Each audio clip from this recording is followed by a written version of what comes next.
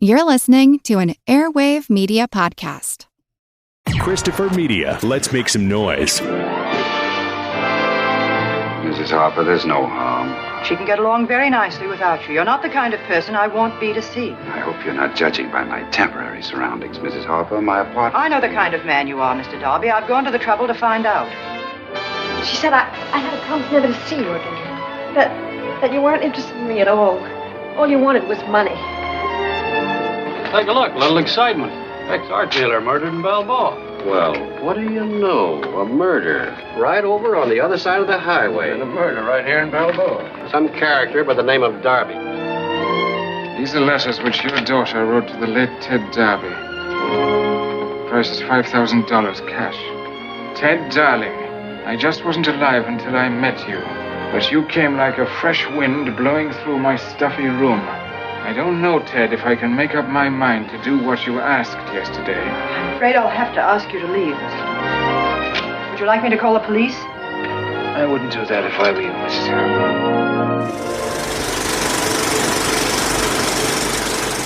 Harper. Welcome to the Projection Booth. I'm your host, Mike White. Joining me once again is Ms. Samm Deighan. Well, hello again. And also back in the booth is Mr. Cullen Gallagher. Howdy. We are continuing Noirvember 2019 with a look at Max Ophuls' The Reckless Moment. Released in 1949, the film tells the story of Lucia Harper, played by Joan Bennett, a mother who's out to protect her family from the forces of evil, including Ted Darby, a swindler who's making moves on her 17-year-old daughter, Bea, short for Beatrice. After Beatrice accidentally kills Darby, or he just accidentally dies, Mrs. Harper goes to great lengths to cover up the crime, which leads to more and more trouble. Of course, we're going to be spoiling this film, so if you've missed it over the last 70 years, please be warned. So, Cullen, when was the first time you saw The Reckless Moment, and what did you think? The first time I saw it was probably 10 or so years ago. I was passing by the late lamented Kim's video on St. Mark's Place, and they had a box of bootleg DVDRs out front for sale that had just been transferred from VHS tapes, and the cover art had just been squeezed.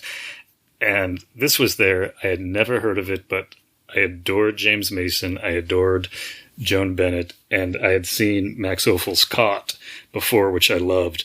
So I brought it, took it home. It was a barely watchable copy, but I absolutely loved the movie and waited several years until I could find an import DVD from the UK with an actually watchable print.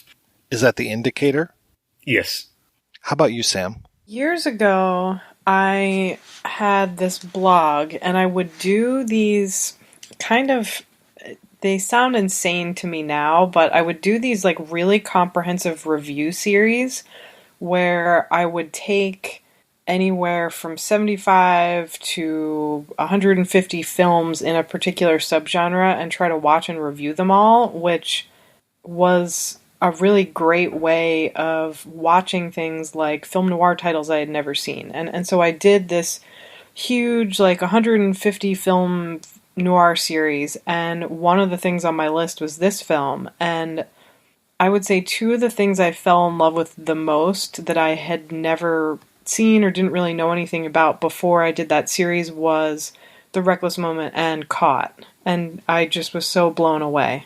This is a first-time watch for me. I had never seen this film before. We talked about Max Ophuls, I think it might have been last year, the year before. We discussed the Earrings of Madame de, and I just realized, wow, I really don't know very much about this filmmaker, but I loved the Earrings of Madame de so much.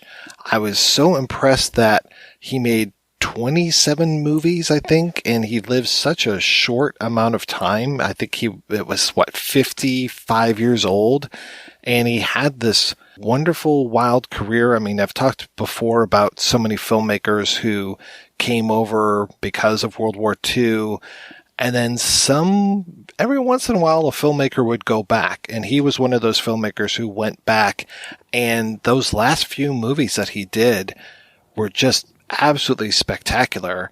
And then diving into the ones that he made here in America during that short stint from World War II up until I think was his last American film, 1949, before he goes back and makes La Ronde. And this was, as you were saying, Cullen, this is a gorgeous, gorgeous film and such a compelling narrative. And I love that it mixes, even though this is, Noirvember, I could easily say that this is such a melodrama, and it really makes a lot of sense that one of the special features on the indicator disc is Todd Haynes talking about it, like the king of melodramas. And he even makes a mistake at one point and calls the director Douglas Sirk instead of Ophuls. So I was like, okay, that kind of makes sense. I'm sure he's so used to talking about Sirk. There's that staircase, which is very Sirkian, that appears throughout the movie. Oh yeah, and it's like prison bars. Yeah, the last shot. Oh.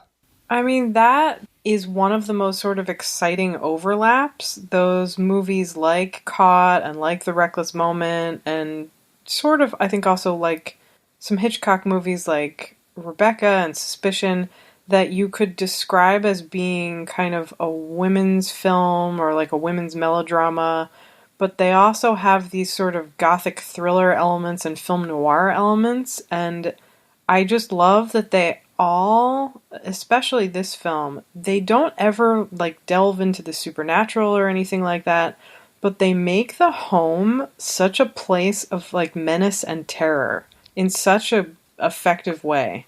Did you guys have a chance to read The Blank Wall that this was based on? Yes.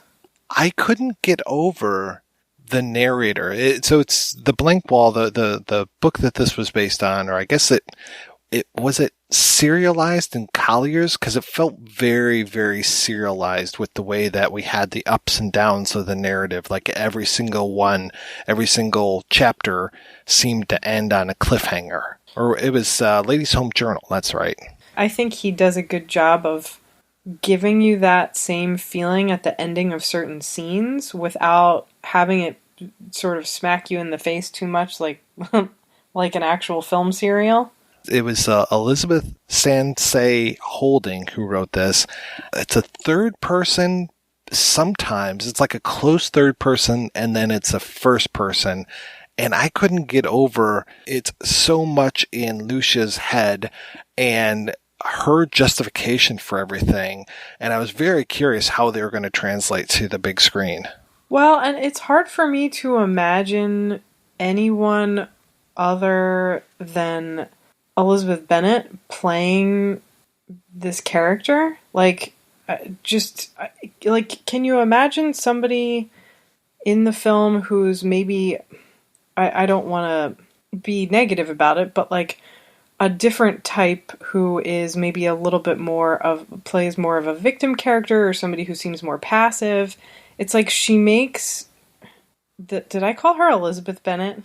You did, but I wasn't going to be a dick. I've been watching a lot of Dark Shadows lately, and it's like I know her name is Joan Bennett, but when I look at her, I think Anne Elizabeth.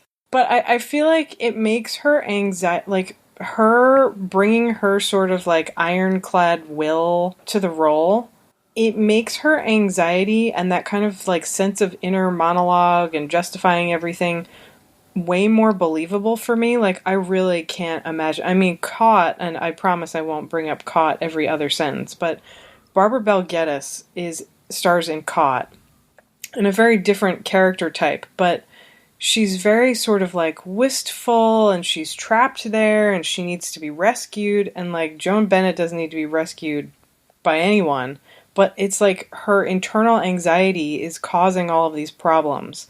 And I think that just translates so well. Well, they do such a smart thing of having her take control of the narrative. Even though we have this voice of God narration at the beginning who never comes back, I kept thinking that it was going to be a character inside of the film. He sets things up and kind of tells us about how Mrs. Harper is taking her car and going to Los Angeles. We don't know why exactly, but here she goes, and she leaves the family behind. And it's like we get shots of almost every single family member in that opening and her leaving them. And then we see her taking charge and going into this place, and we don't know why she's there. And it's this very low, seedy motel. There's people, very loose morals there. But she, again, like I said, she's taking charge and confronting this Ted Darby character right off the bat and saying, you need to stay away from my daughter right now. So we really get that steely nature that you're talking about with the way that she is taking control, which is funny because later on in the film, you're right, she's never hysterical, but there are so many moments where it feels like the pressure is mounting and that she might crumble if she was less of a strong person. One of the things I love about that opening shot of the car going is it establishes the fact that she is on the go. And throughout the whole movie, she's always busy doing something. She has some problem to solve. She never gets a moment to herself. And even when she's in the car, like her son's in the boat yelling, hey, Mom, where are you going? And she never gets a moment away from the family. And then even when she's in the car with James Mason, the roofer pulls up next to her. When she's in the house, even if the kids aren't in the room, you can hear them yelling for her. And at some point, James Mason even says, do you ever get away from your family? And she's just like, no. Every time I come back to this movie, I just love how that opening shot just establishes, you know, the fact that the whole world is falling in on her. She has no time to herself, and she can't have a moment to catch her breath, and things are only about to get more hectic. And I think that's a heck of a lot to do in one shot.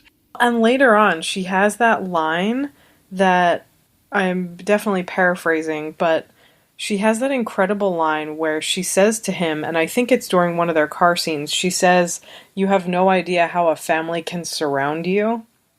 And I love that Ophuls takes these sort of like film noir tropes of, you know, surveillance and people always watching you and kind of paranoia. And instead of making that be about the police following someone or criminals on someone's tail, it's like that sense comes from her own family in such a believable and depressing way. Like, it's so grating. It's like you feel so bad for her. I mean, are the cops even in this version of it? Briefly, at the by the water. Like, you see the lieutenant make a little, like, press conference thingy, I think. But we don't have a Lieutenant Levy like we do in the story, who's yet another force who's kind of breathing in on her. But instead, like you were saying, it's the bad guys who we'll talk about, but it's the family. And the family is always there. The family is always observing, always questioning. And I'm very surprised that she actually has, I can't really say an ally, but she has someone who she can kind of share a secret with B, because in the story, she has no one. Maybe Sybil, but really no one. She is completely alone, and everyone is against her, even her own family. And the way that her daughter B and her son David are always on her and questioning her and want to know her motives for all of this stuff. And she's doing her best to protect the entire family, but they are giving her not an inch.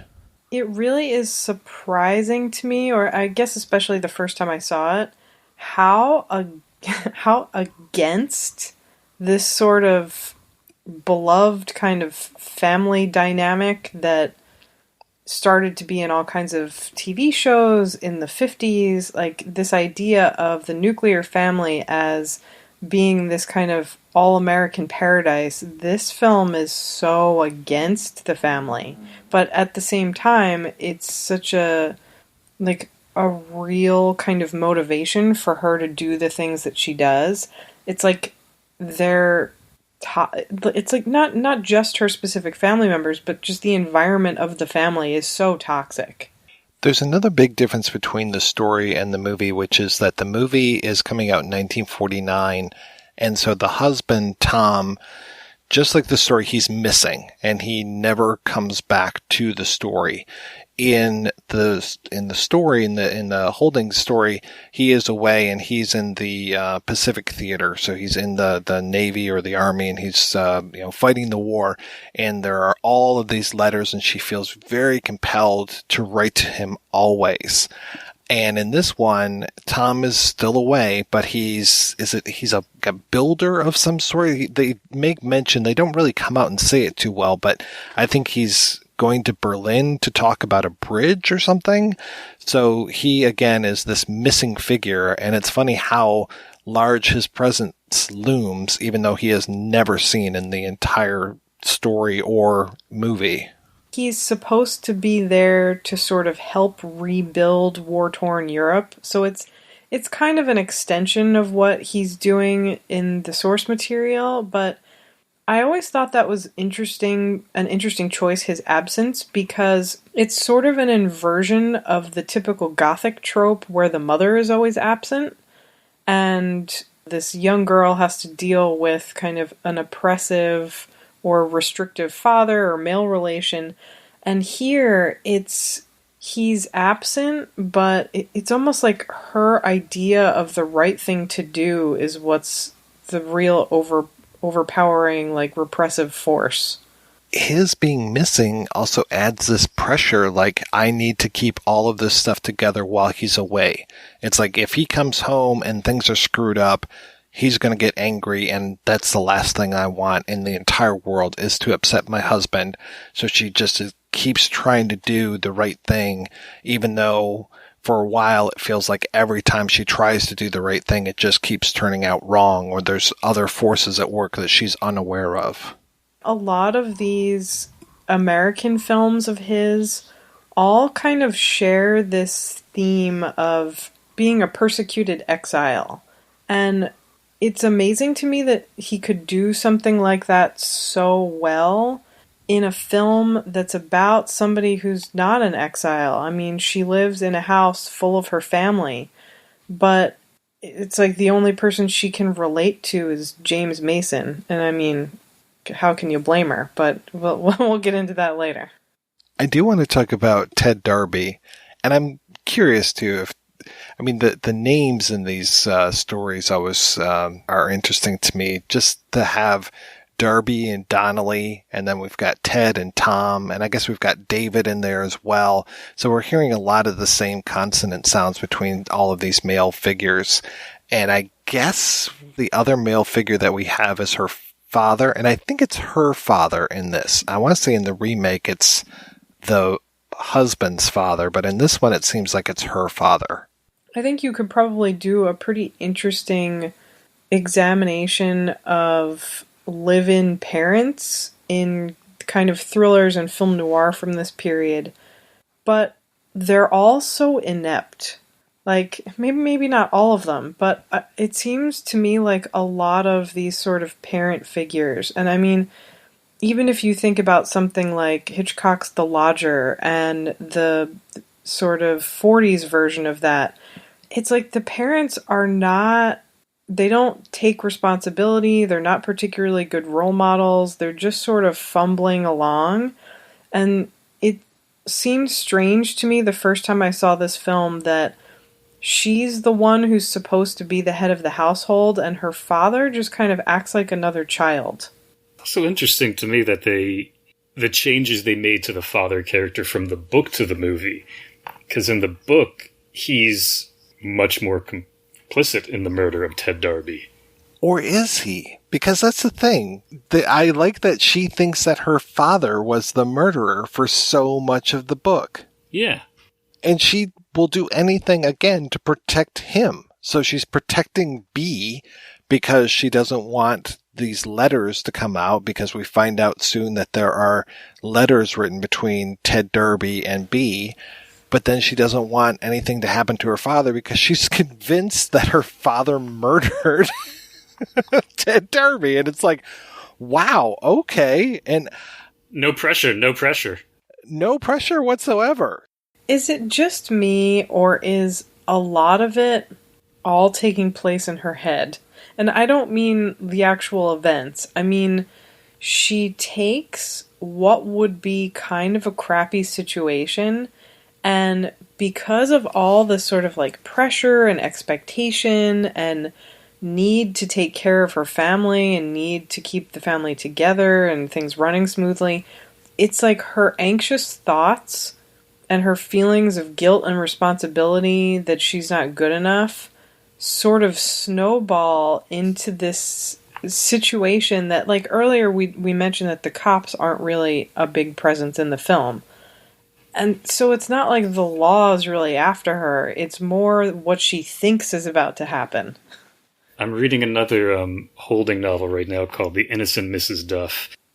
That's a great title. Sam, exactly what you're saying. That's the way that she's structured this book.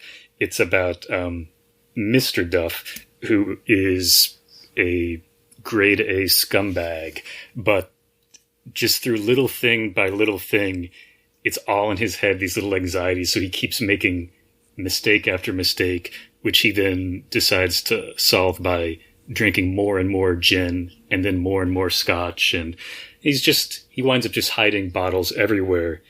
But if he had just confronted the problem head on, there wouldn't have been a problem. He's the problem. He's just an asshole. But it does wind up becoming another like accidental murder, just like in this. So she's definitely reworking, some plot and character motifs. I mean, I guess the reason she's so upset about these letters between Ted and her daughter are that they would tie B back to Ted and then Ted's dead. But more than that, more than the murder thing, it feels more like an embarrassment, more like a societal embarrassment that these letters, I think, are supposed to be pretty saucy. And that seems to be more of the cause of distress than this whole idea of them being written by a dead man.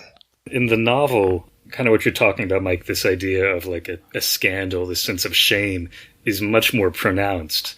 Because my read on the novel was that they were barely getting by as sort of like a middle-class family, and she's already struggling to make ends meet, and all of their children's families, the children's friends' families, are much higher in class, and they're trying to, pretend to be something they're not, which is yet another pressure on the mother. Yeah, the whole idea of her having the neighbors that they keep being compared against, and that the neighbors have a spot at the boat club, and they're inviting the father to join, and the father's like, well, it's really not that much money, and it's like, you can barely afford anything right now. They make such a big deal of her trips to the grocery store and Sybil, the maid's trips to the grocery store. And that was one thing I really appreciated about the book as well, was Sybil not wanting to go to a particular store in town because the guy there was a complete racist and wouldn't sell chickens to this person because she was black. And that's one thing that's missing from the movie, but I do appreciate that Sybil is still black in the movie and that she is probably one of the most competent characters in this entire film. Because there are so few competent characters, I feel like it's thrown into sharp relief. And she's got those crazy, like, big shoulder pads and stuff, and it just looks like she's ready to take on the world with those shoulders and stuff and just plow through anybody who's going to, threaten the Harper family. It kind of surprised me the first time I saw it that she actually is sort of given some support and that's who it comes from. Like, I think it's, once you start to notice those sorts of elements, it seems very obvious that this was based on something written by a woman. Like, it just has a sort of very depressing yet authentic feel about the pressures of motherhood and running a family. And I definitely agree with what you were saying earlier about how this whole thing about the letters, and anyone who writes a letter in an Ophuls film, like, they're going to be in trouble at some point.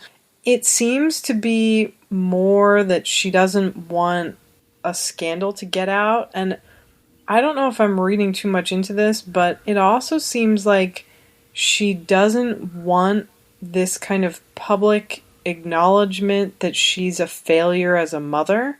You kind of get the sense that she feels responsible for B having this affair, and she feels like it's all her fault, and if she had been more competent and had broader shoulders, as it were, like that never would have happened. Oh, if she hadn't let B go to art school, then she never would have met riffraff like Ted Darby to begin with. Art school is always to blame. They probably smoke cigarettes there.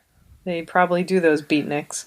I was surprised that here in the movie that B finds out about Ted Darby drowning and dying and all this, because in the story she does not. She doesn't really know about him until the story gets out, until poor Lucia finds the body. And what's the most natural thing to do in the world? Call the police? No, you take the body, you put it in a boat, and you drive it across the lake, and you plant it someplace. Or here, she leaves it on the beach, and yeah, she hides the body. You know, just like one of the worst things that you can possibly do. But again, she's doing it all to protect the family. But at least with this, B understands why she's doing it, and B is, well, in this one, she's not necessarily an ally. If anything, she's like a source of potential mistake. Like, she has to also monitor what B is going through and wants to get rid of her almost as soon as possible, wants to send her up to a place in Lake Tahoe and just ship her off so that she doesn't screw anything up. Isn't it B's suggestion to go to Lake Tahoe in the movie? You're right. I think I'm confusing it with the book where she wants to send her off to Aunt Grace or something, someplace upstate New York. Yeah, in the book, the mother wants to send her away, but in the movie, the daughter wants to go away. Yeah, there's this very weird mother-daughter tension that reminded me a lot of something like Mildred Pierce, where the daughter is just kind of terrible. Part of me, I mean, I'm sort of unforgiving of characters like those, but she's just such an ungrateful brat that, like, you kind of want her to at least be arrested or questioned, or so you want something to happen so that she's aware of the gravity of the situation and stops just sort of throwing these tantrums. But because her mother is so, feels so guilty and is trying to take care of everything, you never really get the sense that she goes through that awareness. I hate the son, too. I hate God, David yeah. so much.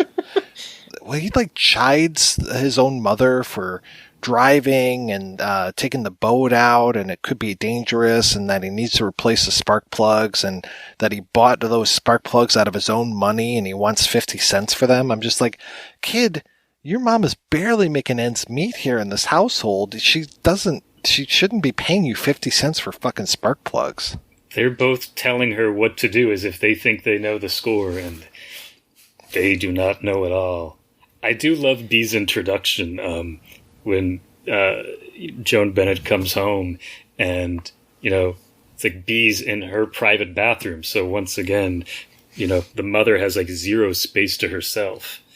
And then there's B saying, "Mother, you think you understand people, but you really are terribly old-fashioned. You couldn't possibly understand a man like Ted." The way she delivers that line is just so bratty. It's so perfect. Oh, yeah, because she'll believe Ted Darby in a heartbeat over her own mother. Of course, and that's one of the most effective things about the film, is that you have these two mansplaining children who are just giant brats, and it's like, I think what makes the film's conclusion so tragic is the fact that you genuinely want her to leave her asshole family behind and run away with Donnelly, because he's the only person who is nice to her and treats her with respect. Oh, totally. I mean, we'll get to it when we get to it, but B's reaction to the whole thing is more relief, like, oh, I'm okay. Not like, oh, my mother's okay, or like, we're all going to be okay as a family. She is totally selfish, and she has reverted exactly to who she was before. Yep, no awareness. No kind of character arc, no change. So it's like you get this horrible sense that she manages to save the day, and no one's going to be held responsible for Darby's death, but nothing in her family life has changed, and everything will go back to the way it was.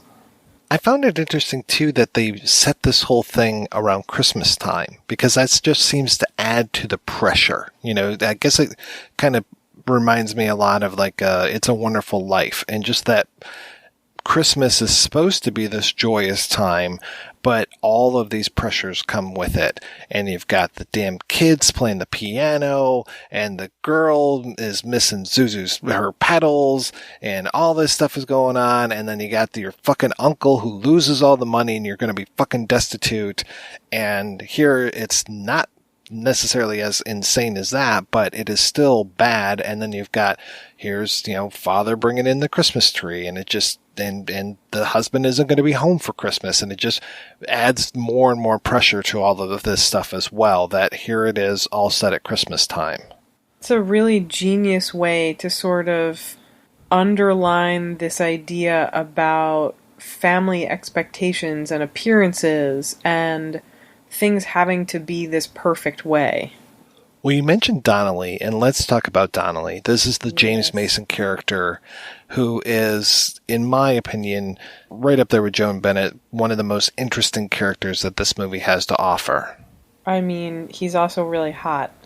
Oh, yes.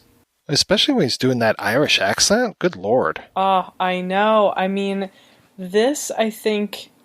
And I think it's sort of a shame, because I feel like people who are maybe not as into cinema and maybe haven't seen some of these older, especially 40s, like late 30s films, think of James Mason as this sort of older man with his gravelly voice, and, he's James Mason. But when you see him, and to me, this kind of period in the 40s is the highlight of his career.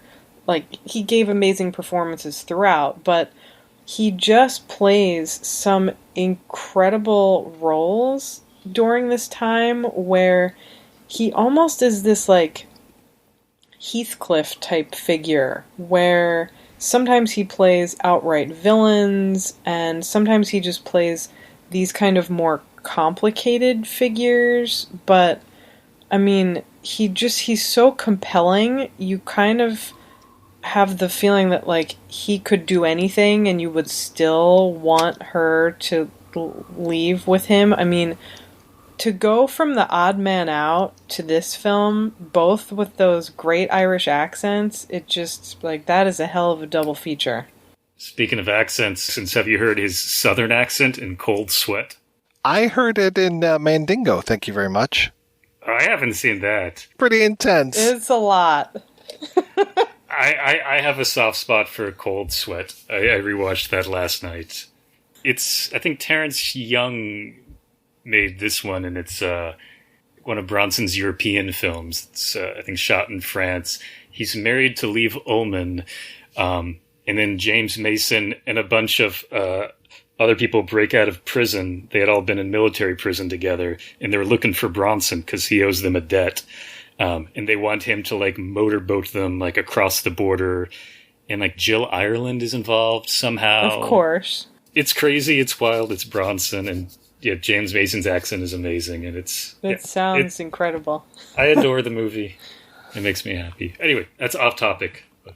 When you said he wanted them to motorboat him, I was thinking something else completely. Me too. Me too. I was like, wait, motorboat what exactly? I apologize for my naivety. I'm just an innocent young boy watching Charles Bronson movies. So Donnelly is the most fascinating character to me because he starts off as a villain, and then he changes throughout this movie. It's something that you don't necessarily see. And I know that there are extras on the Blu-ray talking about James Mason as being a femme fatale. So taking that femme fatale and throwing it on its head. And I can kind of see if we were to gender swap Lucia and Donnelly, and this man in trouble, and here comes this evil dame who ends up having a soft spot. like, okay, that, all right. I've seen that before. I've seen Gloria Graham kind of change her tune in movies, but here having this male character change his tune in this movie is very surprising. You don't expect that, and you don't expect him to come in and be this suave scoundrel and then slowly start to realize that Lucia is a great woman who is trapped in this horrible situation.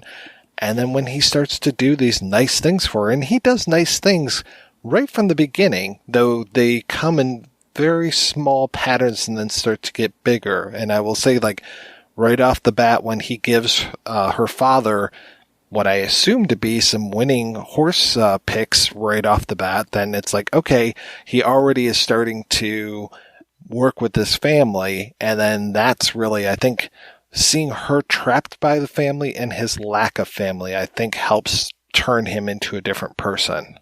One of my favorite details from the book that didn't make it into the movie, I think B is berating her mother. Like, oh, you can't be seen in public with this man. She's like, I'll do whatever I want. And then when she's behind closed doors, she starts putting on makeup. She's getting turned on by this. I mean, can you blame her? No. He also looks damn good in an overcoat. But have either of you seen The Night Has Eyes? I've been trying to. I can't find a good copy. I'll have to, if I still have mine, I'll have to send it to you. But The Night Has Eyes it was one of the first sort of younger James Mason films I saw, and he plays kind of a similar type, but the film is definitely more of a gothic thriller. It's kind of like these two young women traveling through the countryside get derailed by a storm, and they're forced to stay at this, like, manor house of, I think he's a writer, but he's very tormented and very James Mason. And they come to believe that maybe he's a psychotic killer, but he does this sort of similar about face where he becomes more sympathetic and of course, as you're watching it, you're like, yes, this is James Mason. Everyone's going to fall in love with him by the time the film's over. But I love how he's able to make that type, and The Night Has Eyes is much more over the top in a gothic melodrama sense than The Reckless Moment. But I love how authentic he's able to make it. Like, you still can believe that he is this hardened criminal, while at the same time understanding how he has a soft spot for a family and why he starts doing nice things for her. Like, it doesn't seem ridiculous. I think one of those moments, too, is when he goes into a drugstore with her and she's going in there to use the phone, and the pharmacist mistakes them for being a married couple or a couple that's together, and that he ends up buying a gift for her, which I thought was very nice as well. And just that it's almost like he's trying it on. He's trying on the whole idea of what would it be like to be this respectable man here with this beautiful woman. One of my favorite parts of that scene is when he's buying the cigarette holder. The grocer says, oh, I can't tell if the list says 2 or 3 cans of tooth powder. Let's make it 3. And it's sort of like being like, yeah, let's cheat a little bit. You know, let's charge her a little more. And he's trying to be complicit in ripping her off.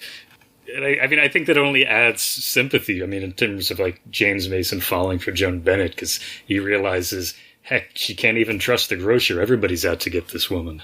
Those are my favorite scenes in the film, weirdly. I mean, I love melodrama, so probably not weirdly, but just those moments of them running errands and doing domestic things together, like their chemistry on screen is so good, and the characters complement each other so well that you can see what it would be like if they actually were together, and you wish that could happen. My favorite line is when it's right after the roofer pulls up next to them and then drives off. She looks over at James Mason and says, like, I told you we should have taken my car. And it's like, wait, you're telling your blackmailer, like, I could do this better. You should have listened to me. I just thought that was like really charming and funny. Not only does she have to worry about being blackmailed, but she also has to worry about her social standing and thinking that people are going to think that she's having an affair with this guy, and that can't happen. Yeah, but anyone who looks at James Mason probably is going to assume that they're having an affair out of jealousy. Right, yeah. And that's one thing, I mean, the kids start to suspect that, at least in the story. It's just like, what are you doing with this man, mother? And you've started to change when you're around this man. And dad's away. How dare you spend time with this man? And you don't have a chaperone or anything. And it just, that becomes yet another pressure on this poor person. And she can't tell them, this man is trying to blackmail us and ruin our family, and he wants this obscene amount of money, and I can't even buy meat for the table, and he's now trying to bestow gifts on us, and he's sending us roasts and hams and all these things. I'm talking about the story, just so don't look for this in the movie if folks are listening. But, you know, it's like, so now she's got even more troubles, you know, just it keeps going and going and going. I think it's no coincidence either that in the book version, you meet Donnelly's partner. You meet this guy Nagel, and he's the first threat to come to the door, and then Donnelly comes, and then Donnelly's like the nice guy. He's like the good cop to the bad cop, though he's not a cop. And then in the movie, they did a smart thing, I think, by leaving Nagel off screen, and you hear about Nagel, and he's almost the same as the Tom character. Like, you hear about him, he's an off-screen threat, but finally they come through with Nagel in the movie, that he is an actual real physical threat. So there's something that I want to get back to quickly when you were talking about in the book, how he sends them like hams and all these extravagant things. And something that I spend a lot of time thinking about with Ophul's films is the way he deals with objects, because gifts and jewelry and any kind of luxury items are usually really heavily weighted in his films. Like, they get people into trouble. They often have these sort of, they kind of set off this sort of chain reaction of events that leads to something tragic happening. And I mean, you know, you have the scene in this film where she's trying to sell her jewelry to kind of come up with this blackmail money. But in the film version, he doesn't give them, like you said, you know, when you're watching the movie, you should not look for the Christmas ham to be delivered. But it's like his gift giving is different in the movie than it is in the book. And it almost seems like for Ophuls, when a man gives a woman a gift, it's almost always illicit in some way. It's either a lover who's giving a romantic gift, or a husband who's giving some sort of gift that says that he controls his wife or he owns her. But the gifts and the things that he gives her in The Reckless Moment are all these really kind of small, practical things that seem to be more genuinely romantic than if he, you know, sent her a whole bunch of roasts or bought her a fur coat or something along those lines. And I just have always found that so fascinating with the way Ophuls places such importance on objects in his various films. It's like I think one of his unifying themes. And it just is so interesting how it plays out here. Like, this idea of small domestic interactions is more romantic than any kind of big gesture. That's such a great point. Totally agree. I like the way that you say his name, by the way, because the first time I ever heard his name, it was pronounced Ophuls, and I was like, no. Ophul. That's not right. No. This is not an Irish gentleman. His name is not Ophuls. Darby Ophuls and the Little People. I'm sorry. And I like that his name is not spelled the right way in the credits, that when he was making these American films, they dropped the H, and it was Ophuls. Yeah, that poor man. I mean, when he wasn't being kicked out of countries and sort of being forced, I feel like that exile, and I know I talked about this a little earlier, but I feel like that exile theme pops up so much because he's always kind of being forced, or at least asked, to change who he is. Whether he's losing the H completely or whether he's missing his umlaut. I mean, the poor guy couldn't get a break.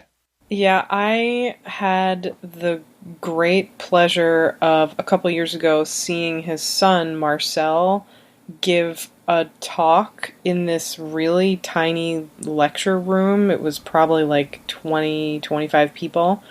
And he talked a lot about his father's work and sort of how this idea of, surviving the war is what led him to make his documentaries. But he was sort of saying that he felt like that idea of being in exile and always being on the run and spending so many years under a hostile government, or at least a government who viewed you as a foreigner, definitely had a big impact on some of his father's themes as well.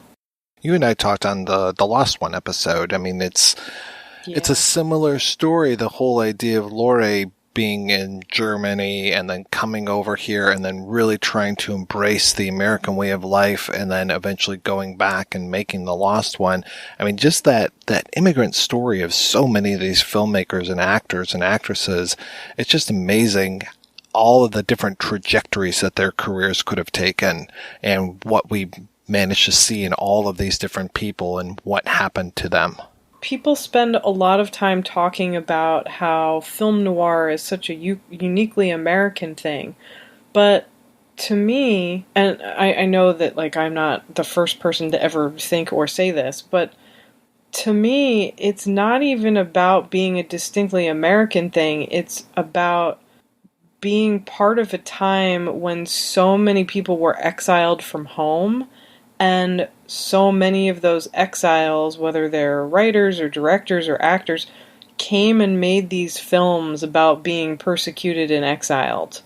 And that is one of the things that I find so fascinating about film noir, I guess, is that it's hard for me to see it as sort of a national movement. It's kind of like this international melting pot movement that just happened to be, by a world war, forced into one place at one time. And, what would it have been if that wasn't the case? I want to talk about the whole idea of the shopping list, too. This whole thing, you talked about how the grocer, the pharmacist can't read the shopping list, and then a shopping list, a different one, I believe, ends up coming up as being this possible downfall to her. And I just find it so ironic that of all the things that could trip her up, that it's a shopping list that they find under the body. And it's like, oh my God, the most domestic thing you can possibly do is make a shopping list. And here it is. And this might be what screws her up. I also found it interesting too, that in the book that she has a different reaction to someone else who gets caught for the crime, who gets pinned the crime on. She immediately goes to, oh my God, this is bearing false witness. This is a sin. I cannot commit a sin. And it just becomes this whole thing of her torturing herself more with this idea of a guy who might get accused of a crime that he didn't commit, that she thinks that she committed, or is at least covering up. In the movie, the shopping list she finds it at the end. She does, which is great. Okay, cool. I just wanted to make sure. Okay. Yeah, but she thinks that she's screwed up because she can't find it. Oh yeah, no, I see what you mean. Yeah, and again, that goes back to what you were talking about, Sam. That anxiety in her own head. She manufactured this own sense of evidence and guilt. Yeah, and that's one of the things that strikes me so much about this film is, in film noir, the most probably common protagonist type is this sort of guilty, persecuted, usually male character. And it's hard for me to think of another female protagonist in film noir who is as guilty as she is. I mean, usually they're persecuted, but the persecution is coming from somewhere else, like from a husband or, you know, some other way that they've gotten themselves into trouble. But here, it's like 80% coming from her. It's impressive how much she torments herself. I can so relate, you know? She's her own worst enemy. Yep, overthinking. Yeah, anyone who overthinks a lot will love this movie. And yeah, you were talking about the idea of sacrifice, and James Mason does that femme fatale thing, that last moment of redemption, because he's the one that comes in, and when Nagel shows up, he ends up taking care of Nagel, taking care of as in killing, and then pretty much, I don't think it's necessarily the fickle finger of fate. I think it's almost like the censorship board, as far as him having to die at the end of this, and he ends up taking the blame for stuff. So it inverts things again, with him being the person that, you know, takes the blame for everything and really redeems himself by protecting her, by throwing himself, you know, like the whole idea of this car crashing, and then he's just like, oh, don't worry, I'm all set now. And he has this very emotional final scene, which you would expect, again, like a Gloria Graham or some other really bad girl who's trying to redeem herself to have. A lot of these movies, especially some of the film noir titles that could double as women's melodramas, like the Humphrey Bogart movie, The Two Mrs. Carols, comes to mind. They have things about them that are great, but they also have a lot of issues and sort of problems that you could point, like narrative problems that you could point out. But this film, I just think it's so perfect. I love it so much. I've talked before about the idea of hands and arms and them being kind of a stand-in for phallic symbols. I don't think it's a coincidence that he ends up getting his arm stabbed in this fight with Nagel, and that he can't really use his arm in the rest of the movie. I think there's got to be something Freudian about that. And it seems to be sort of related to this idea of his masculine physical power, and he now has lost that in a very kind of literal, in-your-face way. I agree with you, Sam, and he kept telling her that throughout the whole movie, oh, I'll take care of it, I'll take care of it. And in the end, like, you know, Nagel still got to her. You know, I think he probably felt a sense of failure. Everybody feels like a failure in this movie, basically. I just want to give him a big hug. But you can't, because his arm is all busted. A side hug on the other arm. Pat on the back. It'll be all right, Donnelly. It does have, to me at least, a similar ending to It's a Wonderful Life. This whole idea of the family being reunited at the end, and them getting the phone call from the missing father, from Tom, and her breaking down on the phone. But in this instance, it isn't the whole, like, oh my gosh, I'm the richest man in Bedford Falls. This is, oh my God, I just dodged such a huge bullet. And her saying, like, we miss you terribly. I don't necessarily buy it, because like we were saying, the handrail right in front of her makes it look like she's in prison, because she is. She can't get away from anybody. Now she's stuck back in this prison. And like you were saying, I really wish that she had had the opportunity to run away with Donnelly. I think I would have been much happier for her. That scene right before she gets on the phone, when you see her alone in the room on the bed just bawling, is such a heartbreaking scene. It's like the first moment of privacy she's had for the entire movie, and she's just so distraught. And she's finally letting all of her emotions out that she's had, you know, to keep bottled up in order to, you know, keep the family together. No offense to other actresses, but especially around this particular period, watching Joan Bennett cry is not like watching anyone else cry, because you get the sense throughout, I think, most of her film roles from this period that she's such a strong figure and doesn't get swept away with her emotions like so many female characters stereotypically do, that when she finally does break down and cry, it is just gutting. I want to talk a little bit, too, before we take a break about the camera work. And that was one thing I remember specifically about the Earrings of Madame De, was the idea of these longer takes, these very intricate shots. And that is here in force in so many areas of this film. So many amazing shots. Oh my God, it is just gorgeous.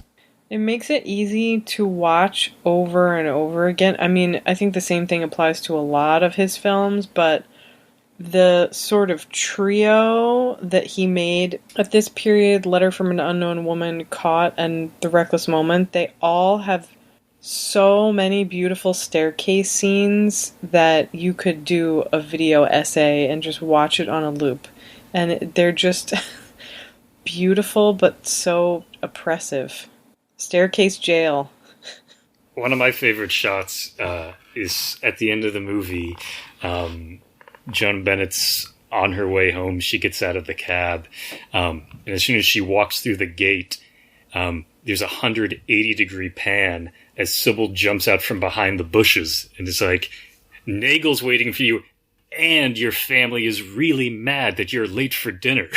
It's like two really horrible problems, both of which she does not want to deal with.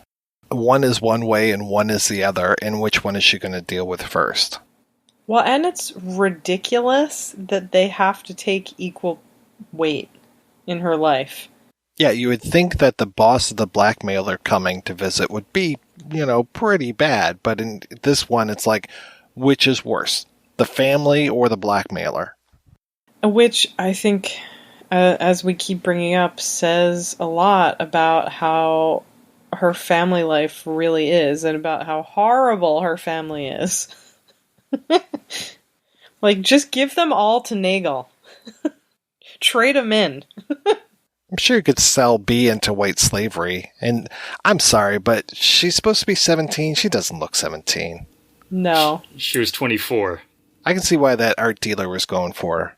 The other scene I wanted to bring up in terms of camera movement is the scene where she meets Donnelly, which is just extraordinary. It's in the living room, and for the first time in the movie, she is dead still.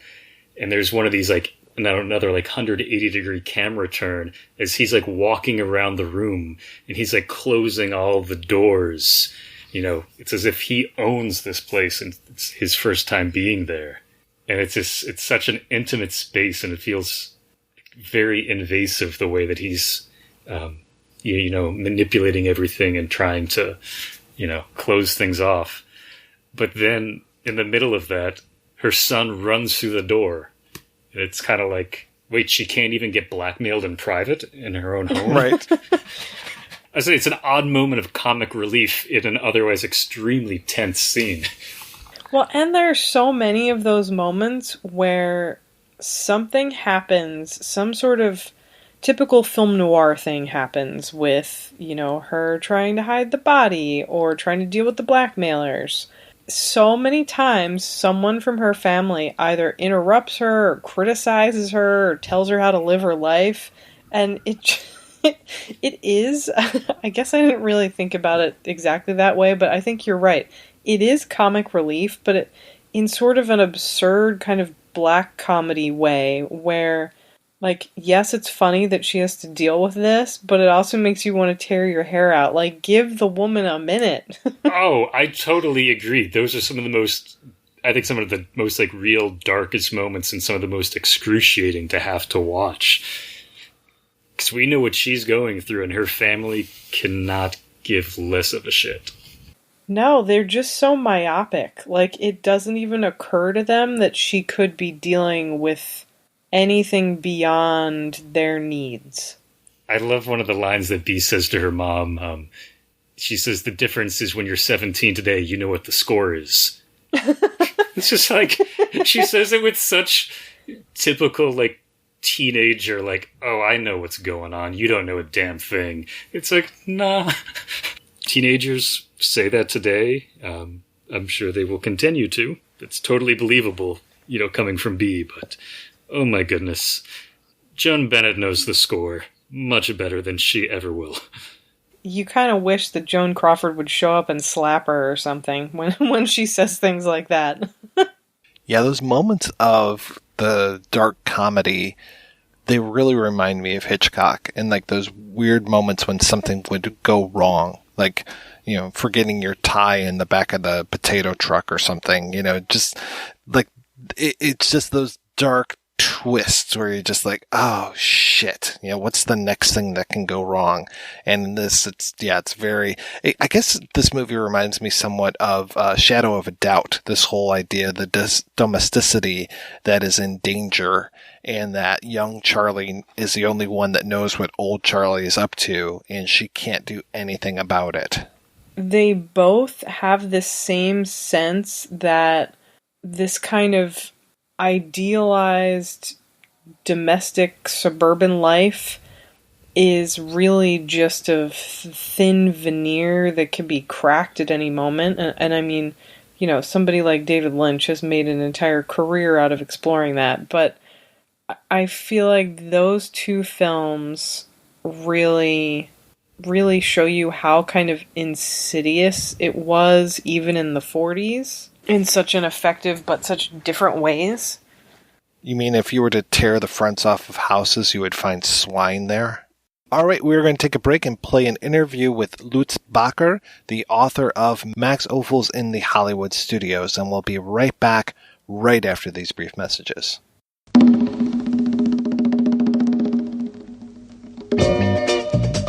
The New York Times calls Ovid.tv a haven for indie gems. You can watch hundreds of feature films and documentaries on Ovid.tv from directors such as Claire Denis, Deborah Granick, Shohei Imamura, and Chantal Ackerman. Most of Ovid's films are not available on any other service. From now until December 6, 2019, save 50% off your first 3 months of Ovid.tv. Just head over to www.ovid.tv, that's www.ovid.tv, and sign up with the coupon code PROJECTION at checkout. The offer expires December 6, 2019, so act now.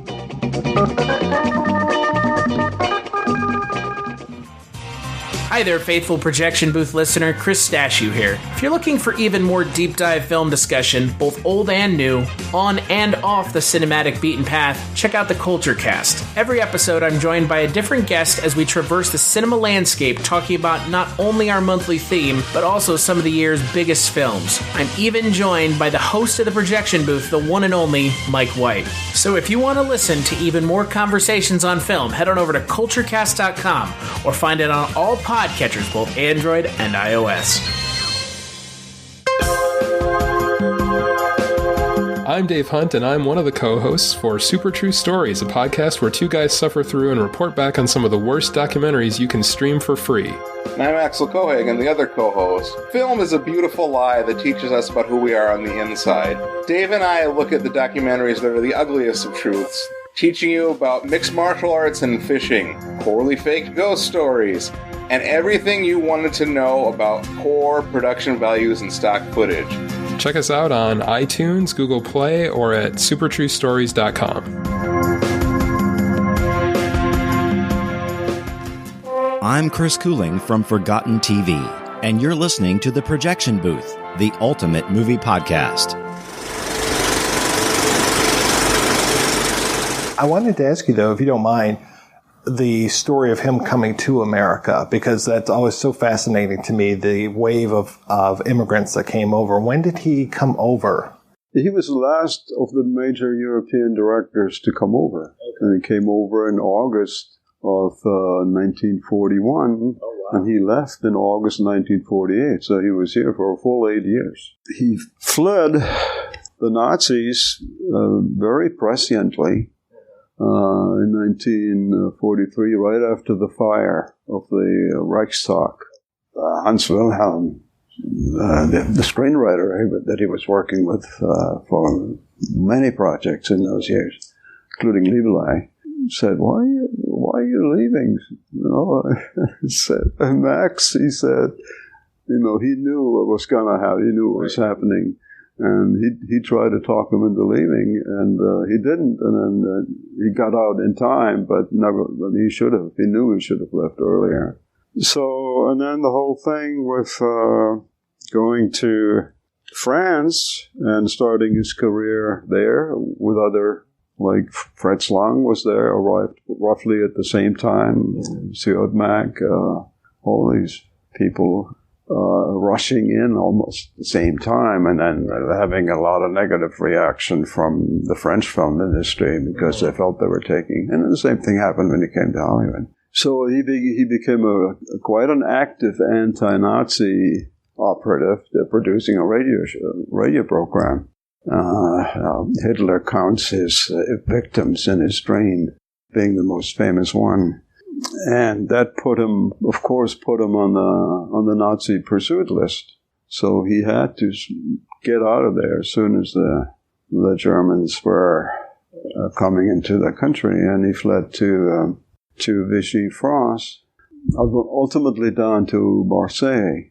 Ultimately, he was invited to go to a theatrical tour to Switzerland. He directed some plays there, but he had to leave there, which was a great place for him to be negotiating with coming to Hollywood. Much easier to communicate. He left Switzerland reluctantly and went back to, after producing, he almost made a film there. They started shooting it. Then the usual kinds of problems, and it didn't work out. But it's an interesting project. And so he went back to Vichy, France, and by hook and by crook got his exit visa and all the other documents that were required, and then fled across the Pyrenees to Spain, through Spain, and then to Lisbon, and took the last ship, the ex-Campion, out to New York. And the degree of, and I read my colleague Helmut Asper's treatment of it, which differs somewhat from mine, and I based much of it on what I heard from Marcel Ophuls and from other sources that had him go across the mountains, basically on foot, flee across the mountains, like many of the emergency rescue committee people did. And so I sort of thought since the ERC was involved with his flight, with his escape, I thought that was, as is described for other people, going on foot across the mountains until they could find some mode of other transportation. But that may not be so. I have to check that again. Getting to Lisbon and then catching that steamer to New York was quite an adventure. Like I said, he got to New York at the last of the bunch, and to Hollywood, and which was a problem in many ways. Yeah. So, had he negotiated something? Did he have a job lined up for him when he got there? He was dealing with the best possible agent for that situation. That was Paul Kohner. Paul Kohner was extremely helpful. He got him a sort of job offer document that looked very official, and but it wasn't really all set the way it seemed on the document. And so he did, and he advised him, and Ophul saw him as his savior, and then he got to Hollywood, and one of the first things he did was to go see Kohner, and Kohner basically told him, nothing I can do, And so he did help him to find another agent. So he was able to find some things he could pursue. He was supposed to see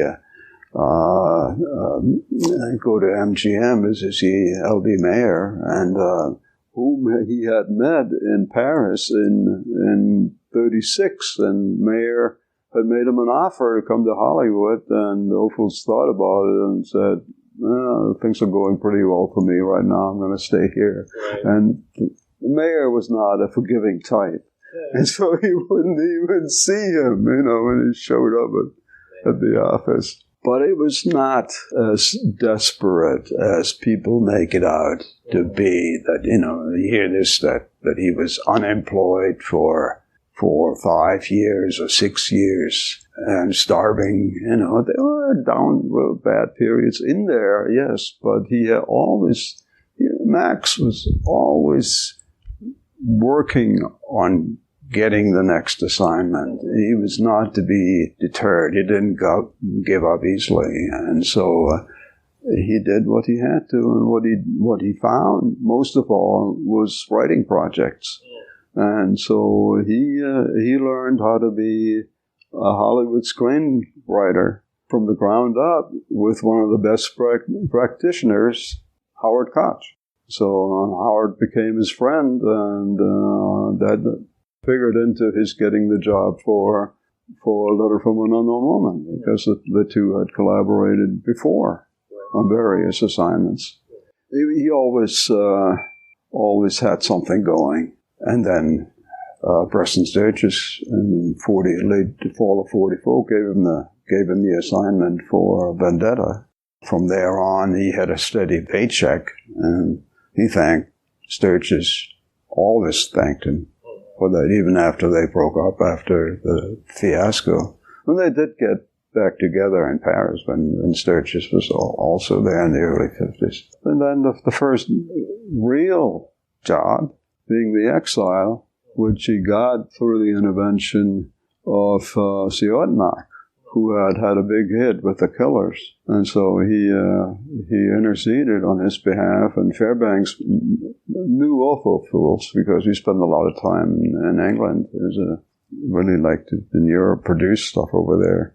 He got that job, and all the stuff that went, the punishment that came with it. Right. What happened between him and Preston Sturges? You said that there was a fiasco. As a director, Sturges couldn't stand watching somebody else direct. And so early on, he started, in the first 2-3 days, he started interfering. And Max went in there and did a really elaborate crane shot of the arrival in Ajaccio. The crane moved over the whole deck, and there's action in there, and it was fantastic setup. And one wishes one could find it somewhere. Preston, who had really taken his time with Dittelbach, The Sin of Harold Dittelbach, all of a sudden talked about, punctuality and getting pages and all of that, just a complete turnaround from what he got for himself. By the third day, and by the time Hughes saw the rushes in his sickbed, he had actually started to interfere in directing, and then Ophuls just got to say action and cut, and because he was contracted, he had a contract to be director, and it was really miserable. This production was watched by the industry. It got a lot of coverage, and everybody knew what he was going through. And so, he got the support from the community, and the Siodmarquesy functioned in that sense. And they were friendly anyway, so from France. So then from there on, you had the quick succession of the two Universal films, direct continuity from one to the other, which is exactly what Max liked. He didn't like to worry about the next assignment. Right. And so he got right into Rampart's production of Bill Dozier, and which using the same personnel, basically. My point is that there couldn't have been A Letter from an Unknown Woman without the exile before that, because Max learned the ropes, learned the equipment, learned how to operate with an American crew, and all of that with the exile, and had his fights with the editor and with the front office.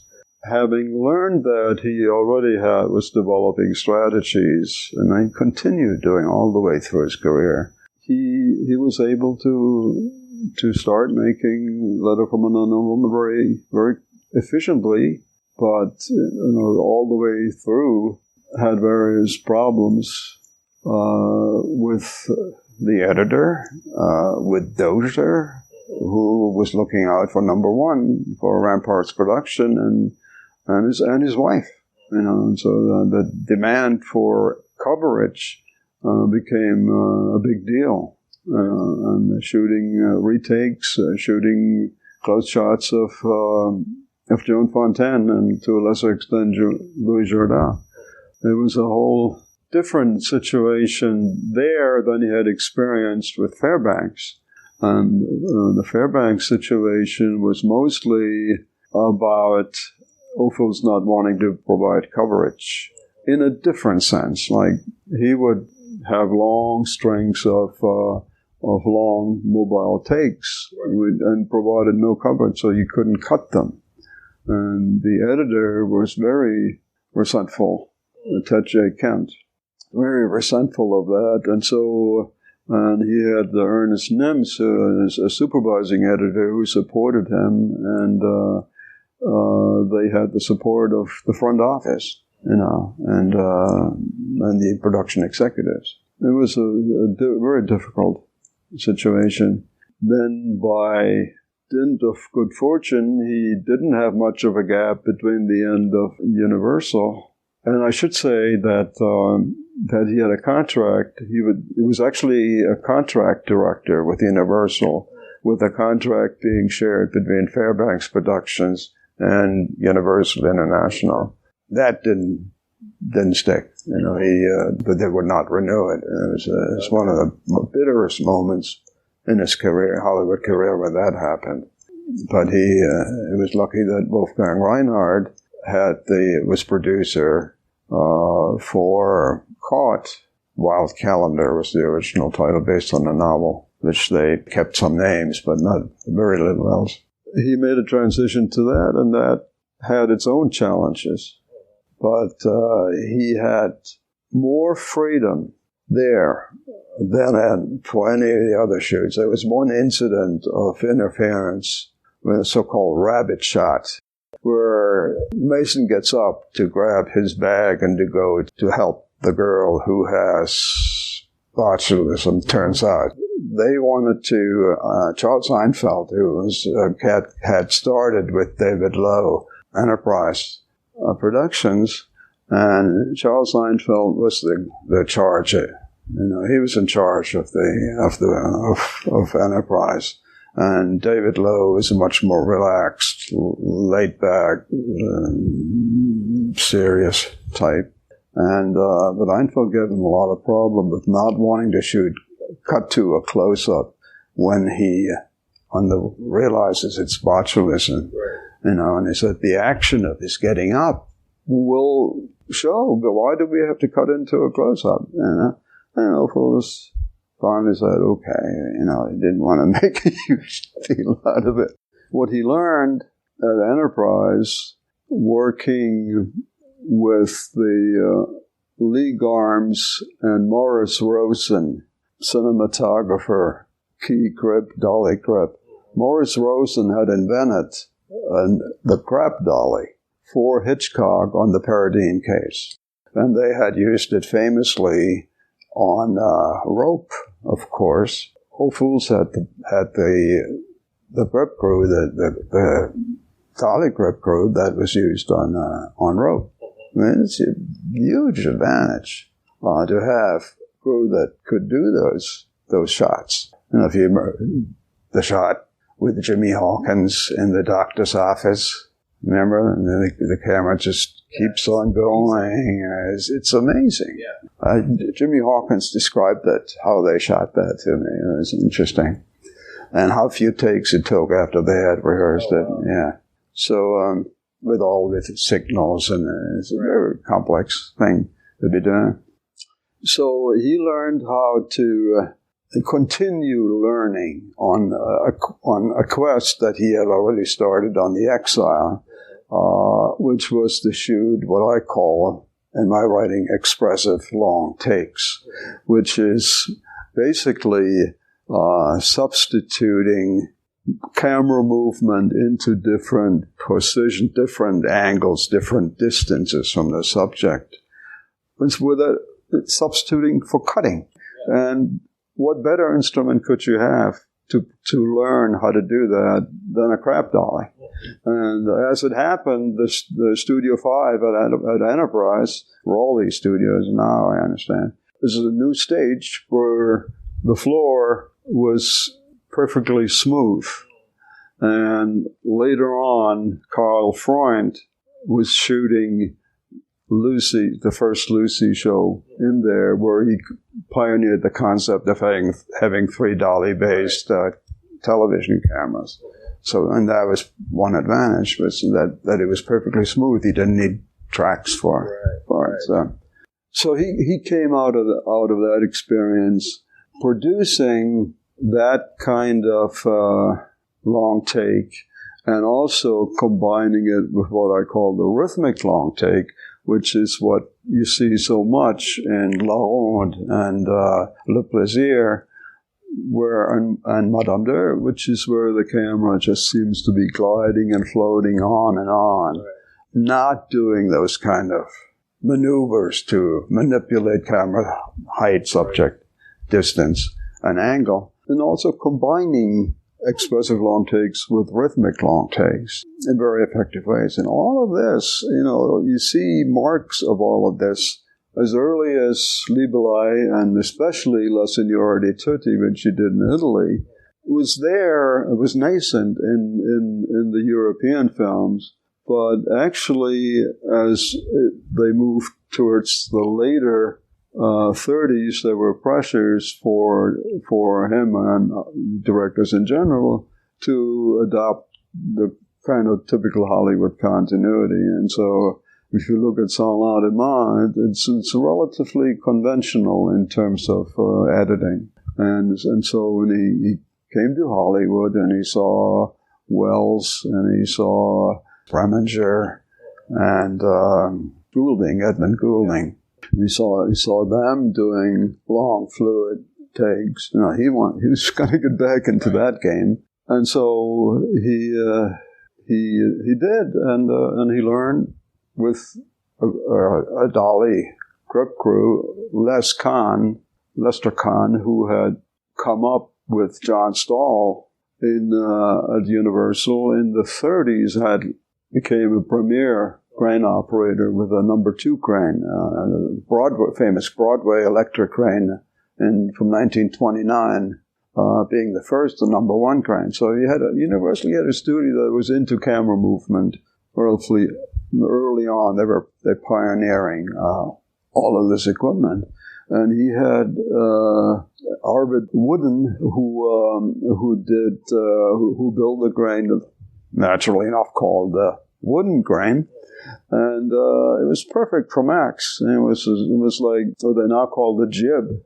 And you could move the crane itself on tracks or on a smooth floor, and then you could spin the arm around 360 up and down every which way. If you look at the Letter from an Unknown Woman scene in the opera, it's actually shot from a wooden crane at its full extent, getting up to the balcony level. So it had that much range. They budgeted that for 4 days when he for Letter from an Unknown, for Exile, and he never let it go. So he was working. That was one of his major camera bases on that film, and then continuing on into A Letter from an Unknown Woman. So it was terrific, and the situation at Caught in that respect was also for using camera movements very effectively. Was very very good experience for him. And his wife said that at one point in his introduction to his autobiography that it is almost getting dangerous from him, all this playing with technology, So that got to be a little less prominent in the making of The Reckless Moment. But nevertheless, he had, I'm getting ahead of talking about casting and selecting the crew. He had a crew that, as I recently found out, I didn't know that when I wrote my book, that had recently done Knock on Any Door, the first Santana production with Nicholas Ray, and most of the key shooting lighting crew had been on Knock on Any Door, and then did The Reckless Moment, and then moved on the next year to do the In a Lonely Place, of course. Yeah, there are some wonderful shots in the film, but it's not really the kind of camera movement style that Max has. So when you see some scenes are lit in similar ways, and Ray was a good director. You talked a little bit about the crew. I'm curious, what was his relationship like with James Mason? James Mason became a friend of his. The sympathetic right from the start. He was never concerned with getting close-ups. He was much more in service of the film than wanting to be a star, right. And all the implications of that. He was supportive in the making of Caught. In that one case I mentioned where they wanted coverage to take advantage of, to heighten Mason's star attraction by going in for a close-up when it really wasn't necessary in order to tell the story effectively. And he was on Max's side. And what he said when we talked about that really applies to a lot of situations in the making of The Reckless Moment, is that Max was very persuasive and in a very calm kind of way. He knew how to talk to people and to give a little and to negotiate and to be very persuasive in his point of view and not give in. Earl Bellamy, the assistant director on The Reckless Moment, said Max had great stick-to-itiveness. He knew what he wanted, and he stuck to his guns. He wouldn't give in very easily. So he had that quality, and Mason said it was a great lesson for him to learn, because in his years in England, he would just get all upset and stomp out and make a big show out of it. And he said Max was a good role model for him to try to tone it down and be more reasonable and reason with people rather than put on a scene. How did The Reckless Moment come to be? How was it discovered first, the story, and then they said, okay, let's do this?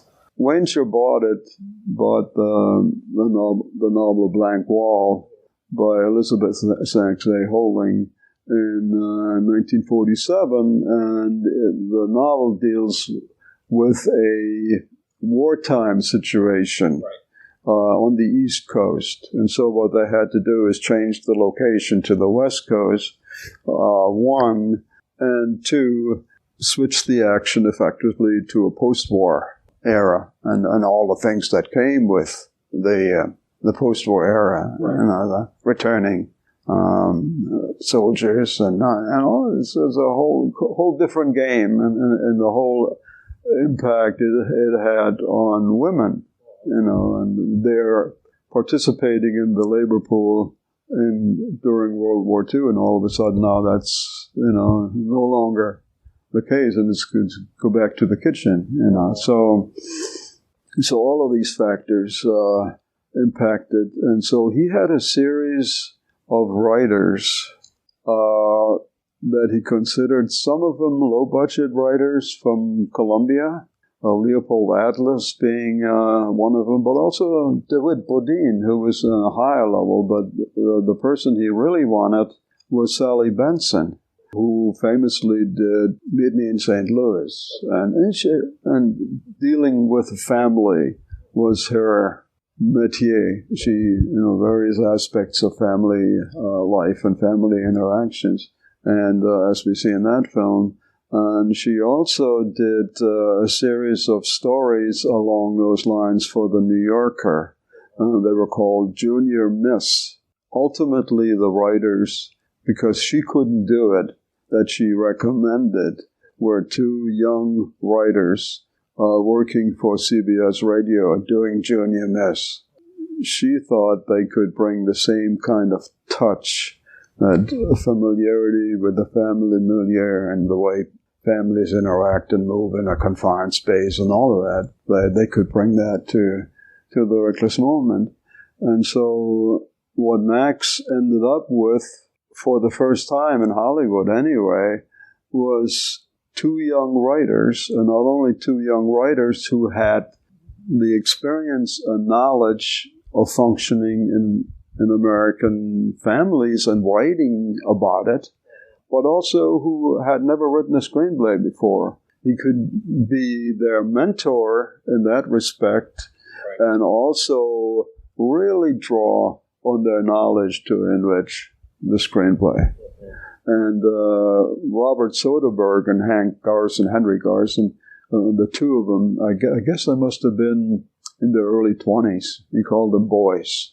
Soderbergh said it was like a love affair. The first 6 weeks of working together, he took them home to his house for dinner. He took them to see his movies, and they just got along famously. They produced a good first draft, and then it turned out that Wanger was not happy with it, and neither was B.B. Kahane, who was Harry Cohn's representative in the picture. They had a script conference at the end of when they reached the first complete draft by the trio, Ophuls, Soderbergh, and Garson. And Wanger agreed with Kahane that something had to be done. This was not as good in some respects, especially structurally, as the script that they liked, which was Mel Dinelli's script. He was a writer of some note. And so they decided, with the participation of the boys, mind you, it was not the typical nasty situation where they kick out one writing team and replace it with another. The boys got to be there to the very end.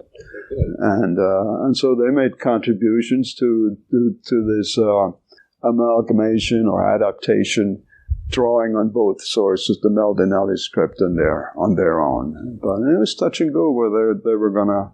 Ophuls would have liked to go with the script that he had done with them. And it is what they wanted, what Wanger wanted, was to hire the two young screenwriters to bring in certain touches, subtlety. Wanger was a big fan of the new British realism, especially Brief Encounter, David Lean, and Carol Reed also in other films. So that was one of the things that informed Wanger's thought, and also the fact that Wanger planned already to become part of the runaway to Europe movement, runaway production. One of the ways that films adapted to all of the consequences in 1948 to the Paramount decrees and to the encroachment of television, which was first, really starting in 1948 to become a big factor. And so he already had connections in Europe to go there as his next endeavor. After The Reckless Moment, and more about that later, he wanted to introduce what I just call the subtle, realistic touches that these young writers could bring to it into the film. And that's why he got them in the first place when Benson couldn't do it. That Ophuls had that European background and might possibly fit into his plans to go to Europe. This could be a long-term relationship, not just like what it appeared to be at the very beginning, sort of a quick dodge to replace Jean Renoir, whom Harry Cohen priced out of the competition. He said, he wants too much money. I'm not going to go above 40,000. And he didn't even give Max 40,000. He got a raise over what he got for Caught. And it shows you how everybody, the executives all knew how much somebody made on a certain film. There was shared knowledge. Right. Yeah. And Max never caught up, in that game. And they all took advantage of it. Even his benefactor, Fairbanks, he was perfectly happy to have him direct this epic film, a high-budget, long shooting schedule film that a price that was laughable compared to somebody like Howard Hawks. It was not fair, but he really had no choice. The writers and Ophuls started right at as soon as his start date was January 17th, 1949, and they started writing immediately. As it happened, CBS was almost across the street from Columbia Sunset, and so they did their 2-3 hours at the studio, and then they'd meet him in the early afternoon and work with him a few hours, and then they made some changes. He introduced some elements, and then they went home, and Ophuls and his secretary, a woman named Ruth Martin, was much more than a secretary. She was she even got a trailer on the stage. That's how important she was. She entertained them, and just was willing to put in the hours and hard work to make it go. And so whatever he had changed in the afternoon, she would have it typed by the typing pool, and the next day there'd be a clean copy of the script to date every day. So all of this, as I said, went along very well with the writing team until the reintroduction of Mel Dinelli after the script conference. They then produced another first shooting script by March 1st. And that was supposed to be the starting date, but it was postponed by several days after that, so that was not the go date. How about the female characters, because they are so crucial to this story? I think, I've already said Frances Williams was very sympathetic towards him, with him, and she said one thing that sort of fits that question, that over that 13-day period of working on the Harper House set, with everything ordered in the script sequence, not necessarily continuous time, but in the series that the scene appears in the script. And so having a kind of a group of people and a set of technicians and a set of technology remained the same over 2 weeks. And it made very much for an ensemble spirit that they all really liked. Right. And she said, and Frances Williams said, and it wasn't just the cast either. It was everybody. It was the technicians were part of this ensemble as well, and they all sort of regretted when that period ended. So some of the really interesting scenes, of course, were shot in that period. Yeah, there's that amazing shot of Mason when he's turning off the lights or turning on the lights and closing doors and kind of setting this whole stage for them. And that long take is just gorgeous. Yes. That shot is interesting in many ways. For one, it's an outstanding example of an expressive long take.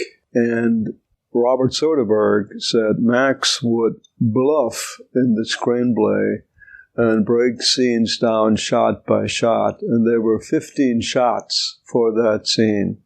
And then he went in and did it all as one long take. Right. You know, and when you look at it frame by frame, you realize that most of the shots that are in the screenplay were worked into that continuity of flow of the camera. And so the intensity of that scene with Lucia discovering what he's after and trying to respond and threaten to the police and so on. It's beautifully lit and all the movements. And it's a wonderful scene. Right. It's almost like a fencing match, the way she tries to parry with his threats. Yeah. Yes. And then he moves over to that light and he turns it on and we cut to it. Right. Yeah. We were particularly fascinated by the comic relief almost when the sun comes in. And it makes things worse and it makes them lighter at the same time, if that makes any sense. Yeah, I guess, yeah, I think you're right, yeah. It's like a dark humor to it. And then he's going on and starting to play his ukulele. Yeah. So I wonder whatever happened to David Bayer. I never heard about him again. I did hear in California at the last Ophul's conference that the boy in Letter from an Unknown Woman is now in his 80s and living in Arizona. I have a text from an interview with Laure Lurier, who worked with him in Europe and was married to Eugene Lurier, the famous set designer. In talking about his exactly about the relationship with his women and how women artists and how it stayed the same in all the interactions she could observe on Vendetta with Faith DeMarque, with Maria Montes. He was always gentle and respectful, attentive, empathetic, but with no hint of any kind of sexual connection, sexual relationship. She basically said he was wonderful with women, with actresses. You can see that in all of the relationships, even Joan Fontaine, and who was of all the ones that I talked to and heard about, who had a negative reaction in some ways, and accused him of being like Fritz Lang. He had a cruel streak, which everyone else rejects. He was well known for being a good women's director. Well, tell me a little bit more about the production. You talked about the 13 days where they were shooting all of these interiors, and I'm curious about the rest of it. The ability to do that goes back to pre-production, where it was a situation quite contrary to what he considered ideal. There's a letter where he writes to John Houseman what a wonderful time they could have making independent films together. You know, a screenplay ready 4 weeks before the start of production was one of the things he mentioned. and this was not a good time for independence, because the insecurities that the Paramount decrees introduced into the industry also affected the independents. So independents were having a hard time getting financing. Wanger couldn't get financing he tried all the other studios. He could not get financing for the film. And ultimately, he got Harry Cohn's okay, and with very strict budget and shooting schedule limits. And the dictum that Eddie Sierra, who was the second assistant director on the film, and later became a famous production manager, production executive, a very important man. But he was just the second assistant, and he said, when Columbia brought in a semi-independent and put up a lot of money, he says, we pay, we tell, we do our way. That was the motto. Okay, so now we're going back to Carrie O'Dell. Ophuls and the boys were writing the screenplay. Carrie O'Dell simultaneously was working on the sets. And so instead of the usual writing the screenplay and then breaking it down in terms of the settings required and then building, there was a direct connection with Carrie O'Dell, whom Ophuls got along with really well, and the writing team, and he built the set to go with the scenes that they were writing. Okay. So an ideal situation where the sets reflect what's in the script, so you don't have to, make changes later, and everything fit hand and glove. Coincidentally, when Ophuls hit that period of working in the setting, he had fallen, in the house setting, he had fallen behind a little bit. There's another scene we should talk about where that first comes into play, and also talk about the power structure in regards to that scene, which is the scene where Lucia comes back into the house from having been out in the boathouse with her flashlight looking for, trying to figure out what happened. In the house scene, Ophuls was behind schedule a little bit. He wanted very hard to catch up because he had learned when making the Caught, and this is something he also told John Houseman in a letter. He said, I learned in the making of Caught that you can, if you work quickly and efficiently, then you can get away with things that otherwise people are going to object to. And so one of his goals, one of his leitmotifs in making The Reckless Moment was to always stay ahead of schedule and always make things go well on the set, being ahead on the schedule. Hank Garson even told me that he would deliberately work faster than normal to get ahead on the schedule, so then when he dropped the bomb about something really special he wanted to do, he would have a better chance. He looked at the shooting script, and he figured out ways that he could make the action flow continuously instead of shooting a scene in the living room and a scene in the hallway and a scene in the kitchen. He made it all. He made small changes to the screenplay, to the continuity, and the camera would just follow them. She and B go back to the kitchen, and instead of having a scene in the beginning a scene in the living room, then one in the hallway, and then one in the kitchen, he has them move on through, exit towards, and then enter into that little walled off or screened, windowed off part of the kitchen where they have this private talk. When the father comes in with a Christmas tree, he has him come in such a way that they didn't have to change the tracks. So they saved setup time, and incident after incident with the things that he could do by thinking it through. And that's another thing that Blankenhorn, the location manager, told me that Max always knew what he was going to. He always came in prepared, and he knew what the shots were, and it all happened very quickly and naturally. And so he did with this, and at the end of the 13 days, everybody was happy, and they were several pages ahead of the pace of the schedule. And it was artistically and as an experience for the actors, it was just wonderful. So how did he fall behind? You were talking about her coming in with the flashlight from the boathouse?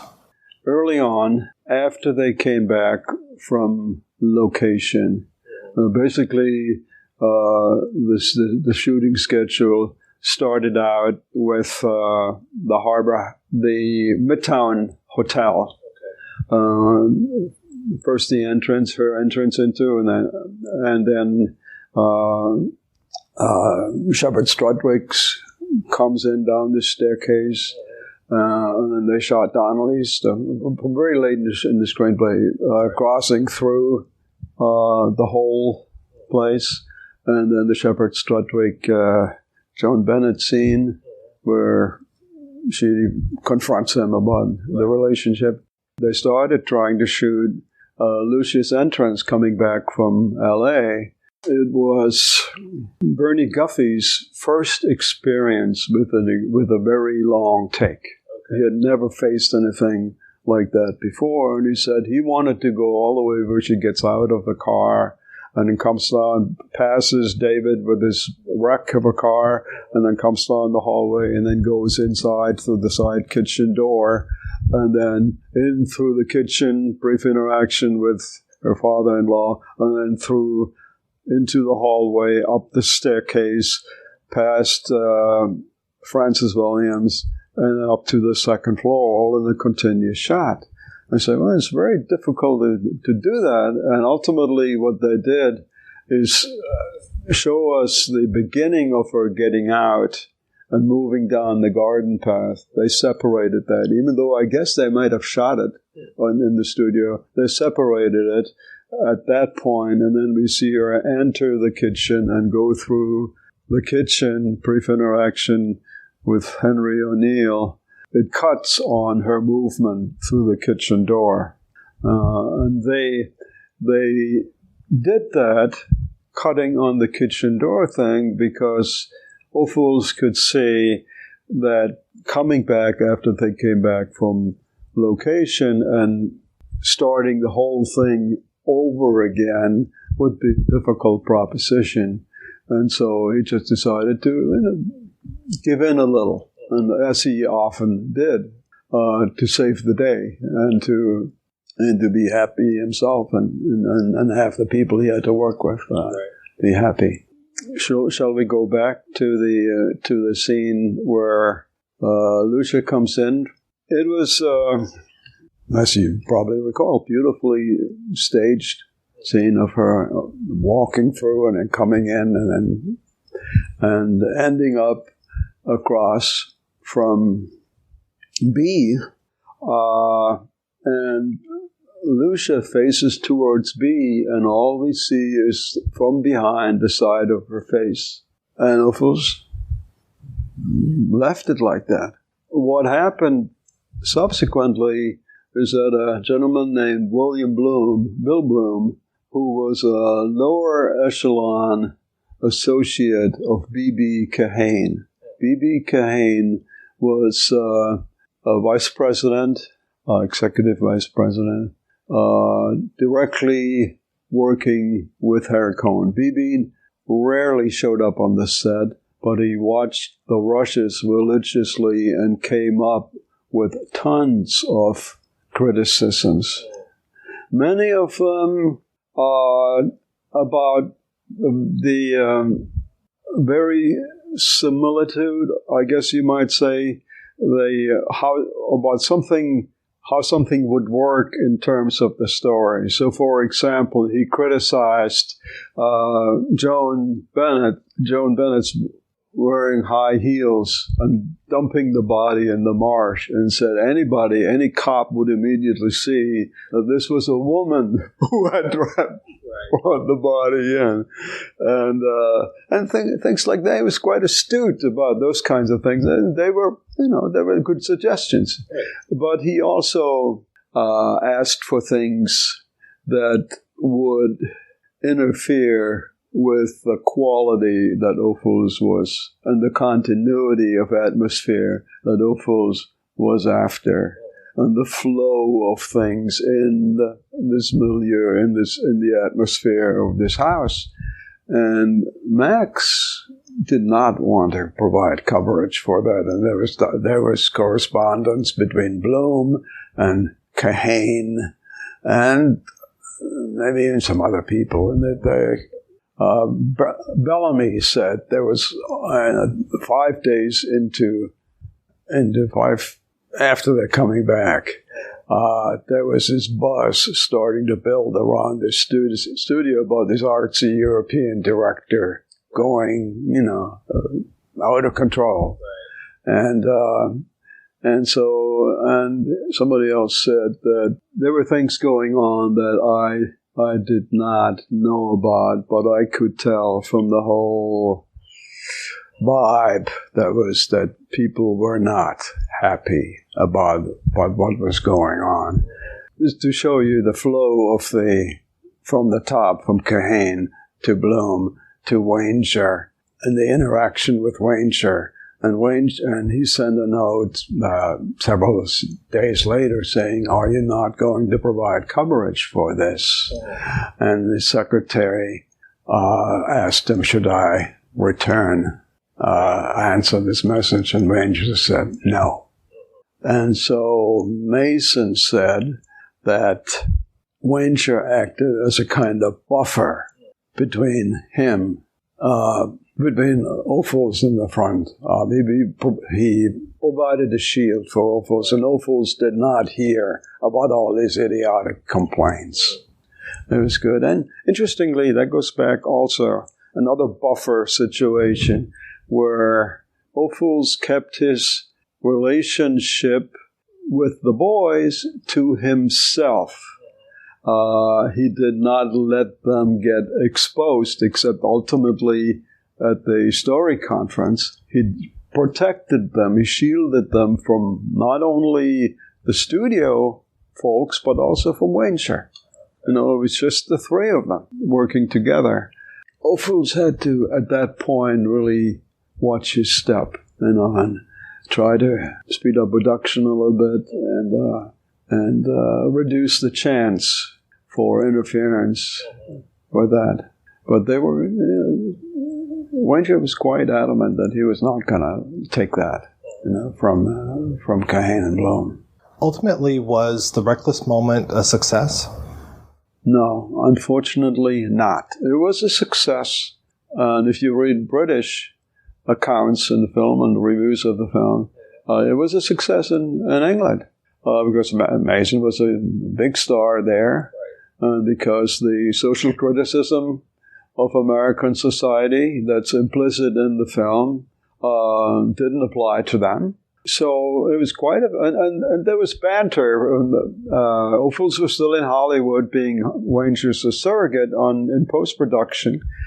There's this correspondence from Ophuls, what he was doing in that function, and Wanger, and they were ribbing each other. Does that work time-wise? No, I guess not. Okay.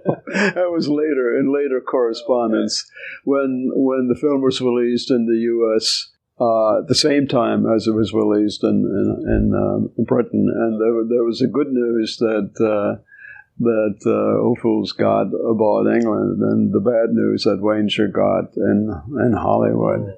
And there was the inauspicious occasion when the film premiered, still with soundtrack, not premiered, previewed, with the soundtrack and the image track still separate. Okay. In someplace like Redondo. And the film broke. Oh, and there were the usual supply of wisecracks, and the audience never quite recovered after that, and it was basically a disaster. And I think it was Mason who said that it took some time off their lives, that experience, and it just in the American release didn't do it. And Wanger was hurting badly from the Joan of Arc release earlier in 1948. Fortunately, the film was doing better in Europe, in the Catholic countries in Europe, in particular Joan of Arc. And it was a bitter pill for him to take, that this next film was also not going to make any money. Right. Yeah, and it all ties in with the situation with Garbo later on, when he couldn't get his financing together to make The Duchess of Langeais. So is the lack of success of The Reckless Moment, is that why Ophuls went back to Europe? No. He went back to Europe because he was Wanger's partner now. As soon as for a period after the end of production and his coming off the contract, the contract for making the film went up to a certain date. And for a while there, he was involved working with Gene Havlik on editing. He got along famously with Gene Havlik. And his work with Irmgard von Cube and Alan Vincent, who had been very successful just very recently with Johnny Belinda. And so we're at the top of their game and feeling confident, and Ophuls had a very hard time with her. Alan Vincent, not so much. He called him the silent slave.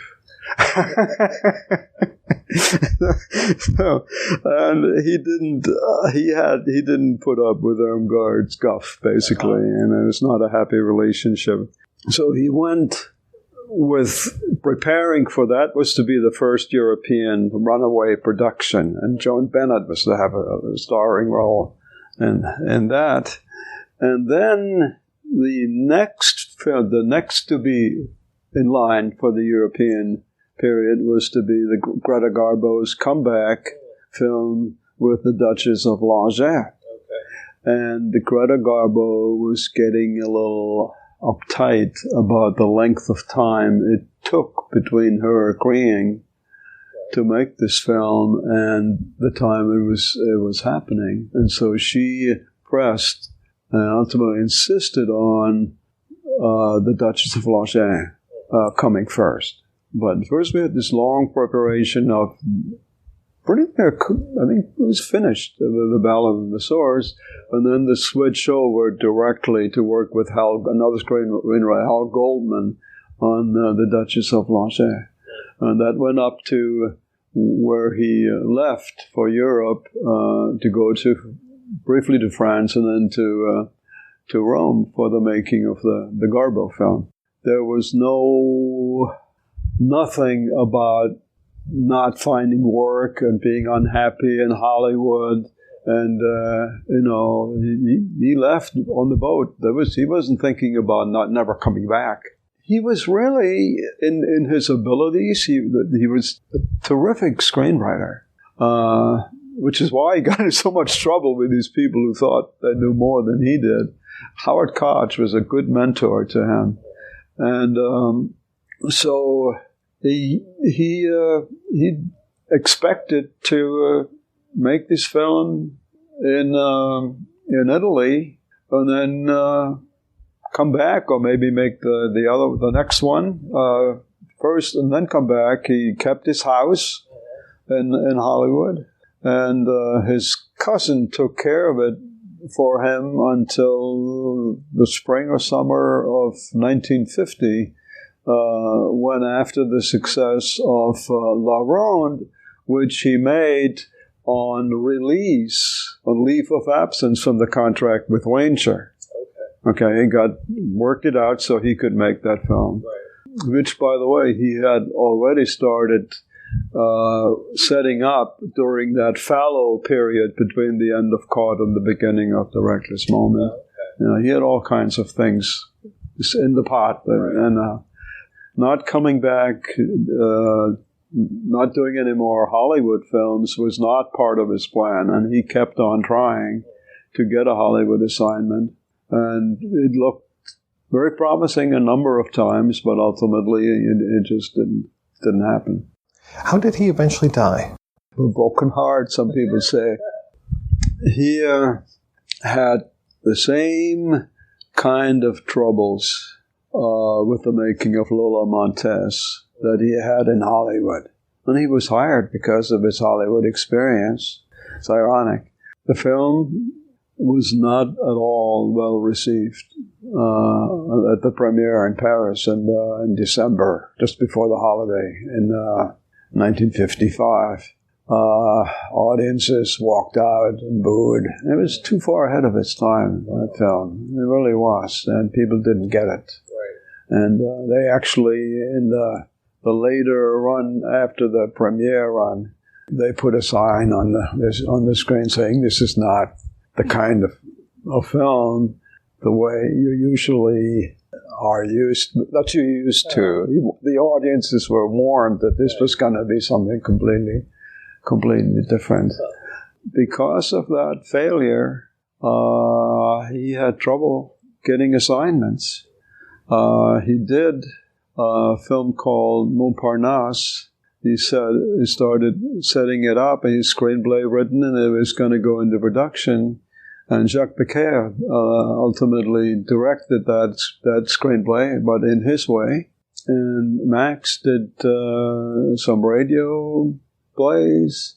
During the production, right after the production, he had to go on a cure near Baden-Baden to recover from the stress. And then he got a play, The Marriage of Figaro, in Hamburg, the German Schauspielhaus, I think the name of it was. And he directed it like an Ophul's film, using several of the collaborators he had in all the French films. Georges Anoincoff, the costume designer, for example.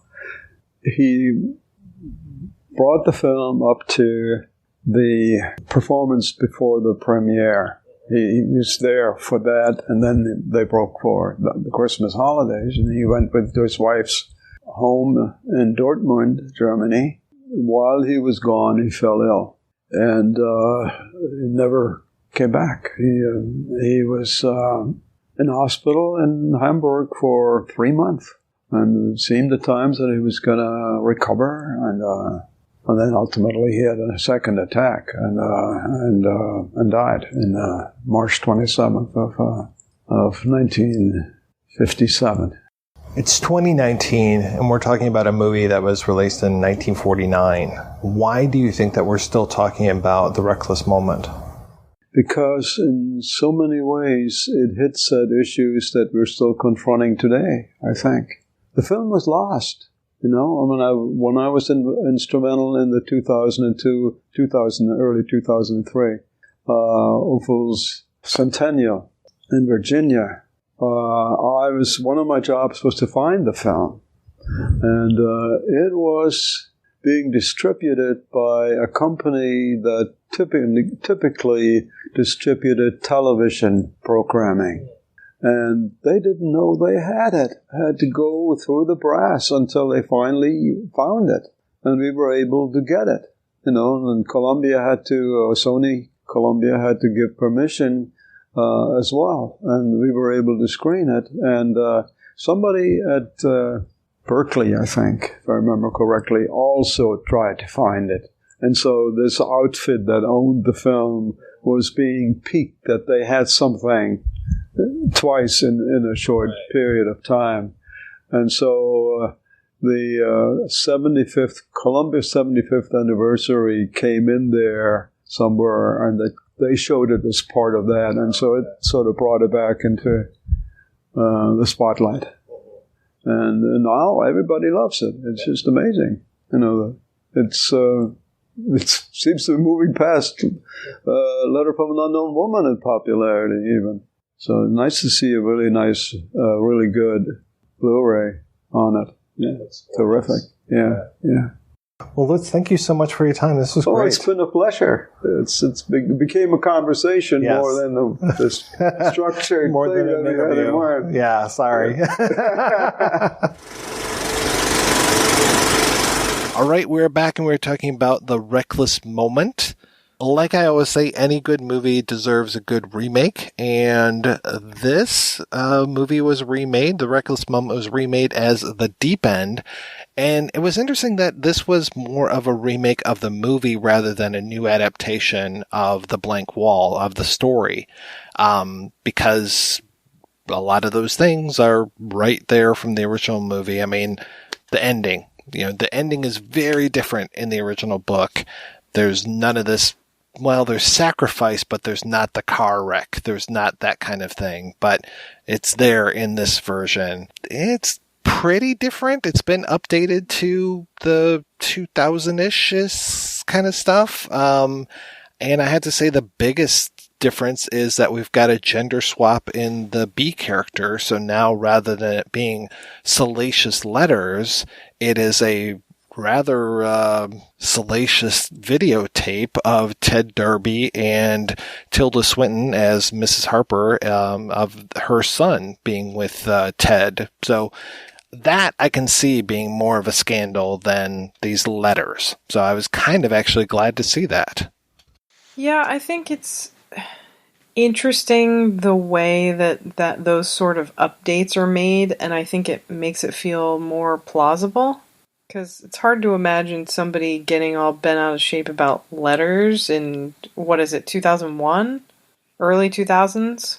Yeah, I really couldn't see people giving a shit. But when it comes to this, is he 17 in this? I mean, that throws a whole different thing on it. Now it's Josh Lucas having sex with an underage boy.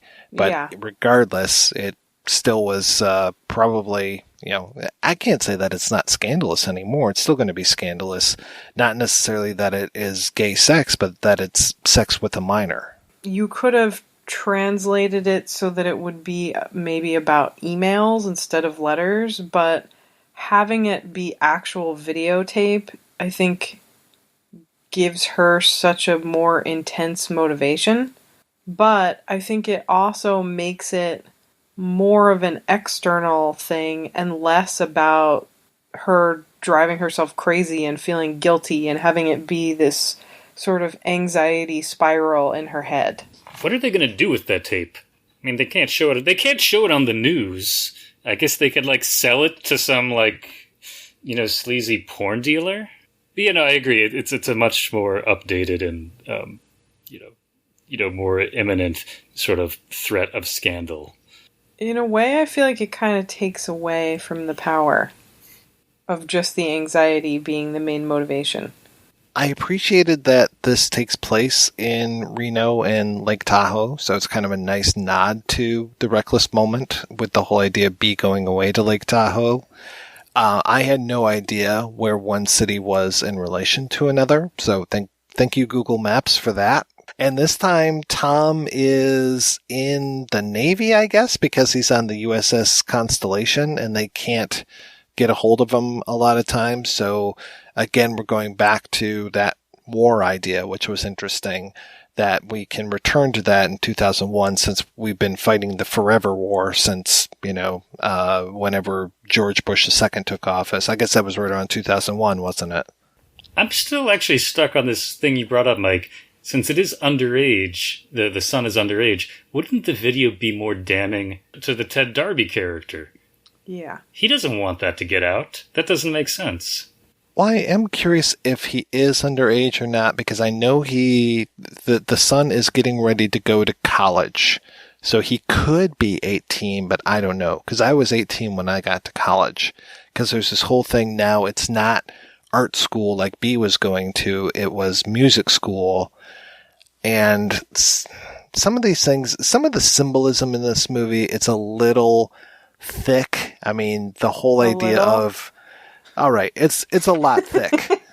I mean, when she goes to visit Darby at the Deep End Club, and it's all this nautical theme, and then when she arrives home, that her younger son is filling up an aquarium right there on the front porch. I'm just like, wow, we're going to get a lot of water symbolism here in this movie, and a lot of things to do with this. And of course, the idea of her sinking the body and like living right there on the lake and stuff. I mean, it's really, really put on thick here. This is done by the same two guys who did Suture, which I really liked, and we talked a little bit about when we were talking about, I think it was maybe on the Seconds episode, but this one doesn't seem as artfully done, let's say. It feels a little too self-conscious a lot of times. I think if I hadn't seen either The Reckless Moment or read the book, I might have enjoyed this movie more. It's really hard to compare yourself to The Reckless Moment if you're remaking it. And there's just lots of things that don't quite stand up. Like, I don't think... I mean, Tilda Swinton is an amazing, amazing actor, but her character didn't seem as well conceived. As you were saying, Sam, like, the anxieties aren't there. I didn't, sense the same sort of chemistry between her and the Donnelly character. It is really tough to get behind that actor, Goran Vishnik. Oh, man. He's so wooden. He always plays a scumbag, so it's not like I really want to, have anything to do with him. They seem to have gotten rid of some of the class issues in this movie. It's just like they seem to have a lot of money, and she doesn't seem to be having those sorts of like struggles about, getting by that Joan Bennett did. Yeah, I'm sorry. I just don't like this movie. It has this sort of... It's one of those things where I probably would have liked it if I hadn't seen The Reckless Moment first, and if it didn't try so hard. Like, if this had been less sort of beating you over the head with how artful its symbolism is, and if it had embraced more sort of being a melodrama thriller and had sort of like a Lifetime vibe or a made-for-TV movie vibe, I probably would be all in. But it's almost like it takes itself too seriously and then just comes up short. Yeah, the symbolism, it's a lot. I mean, her having the red hair and then having the red coat, and of course I'm thinking the red coat from Don't Look Now. Don't Look Now, and then there are times where she very purposefully does not have the red coat on, or where she leaves it someplace and then that becomes something. It's a little much. They really, they should have. I mean, that Josh Lucas's license plate is 6 feet below. It's like, what the hell, man? Yeah, I feel like they did spend a lot of time trying to translate certain elements, like we said, with the videotape and the gender reversal. It was all very thoughtful, but it's like they spent too much time focusing on the wrong things. Like, that's not ultimately what makes the movie, what makes The Reckless Moment so incredible. It's about her feeling like a prisoner and being a prisoner in this domestic space. And it's like, that's totally gone. Yeah, I don't get that trapped feeling. And no. We could just pretend that it doesn't exist. Like I do with most remakes. So if you're listening to this at home, we weren't just talking just now. No. It was a figment of your imagination. Stop being so paranoid. All right, let's go ahead and take another break and play a preview for next week's show.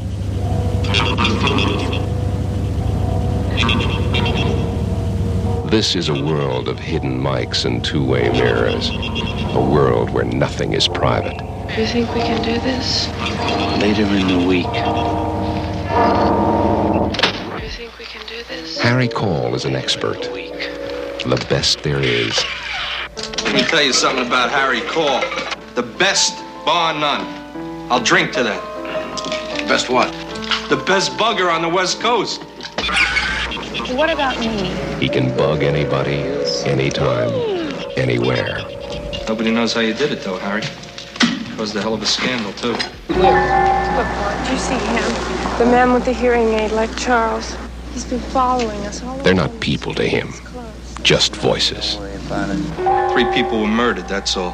He doesn't know them, and they don't know him. Had nothing to do with me. I mean, I just turned in the tapes. Bless me, Father, for I've sinned. I've been involved in some work that I think I think we'll be used to Stand in it. hurt these two young people. No, we're responsible. I'm not responsible. You're not supposed to feel anything about it. You're just supposed to do it. Be careful, Harry. You're just supposed to listen.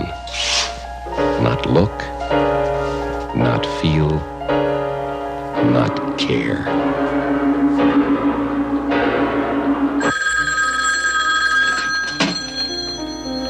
Yes.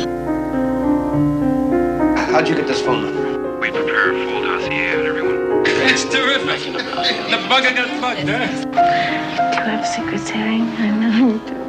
Tell me about yourself. Your secrets. I don't have any secrets. Don't get involved in this, Mr. Cole. Those tapes are dangerous. Come on, Harry. Show and tell. How'd you do it? Why are you asking me all these questions? Gene Hackman is Harry Cole in The Conversation. There is nothing private about The Conversation. Listen. My name is Harry Cole. Can you hear me?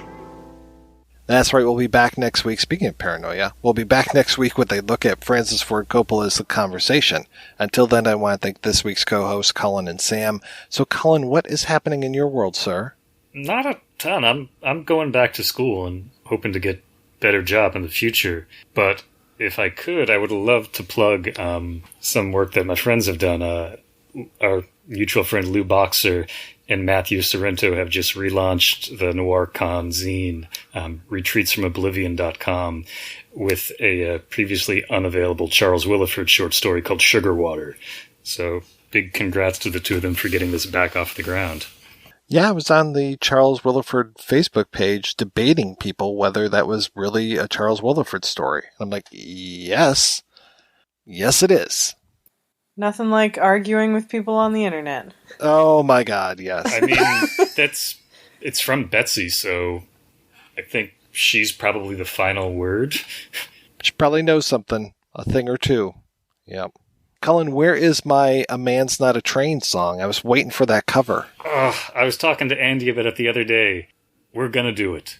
Sometimes it just takes us a little while. We never had that recording session we thought we were going to.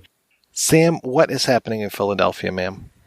I am always working on all the things, and am usually at a point where the current thing that I'm working on hasn't been announced, so I can't talk about it. So it sometimes is hard for me to do like instant recall of what I should be plugging. But off the top of my head, for Kino, I just did a commentary for the Melville film on Flick. That will be out soon. Yay! I love that movie. I love that movie. It's so good. I wrote a book on Fritz Lang's M that has just come out now. And if for some reason you have not purchased or seen The Reckless Moment, the Indicator release I did an essay for. I think that came out, I don't know. I have no concept of time anymore. It came out a while ago. So that's, I think, all that I can remember right now. I am so glad that your M book is out. It is such a fantastic read. Thank you. You're the first person who read it, so thank you for reading it. Wow. Yeah?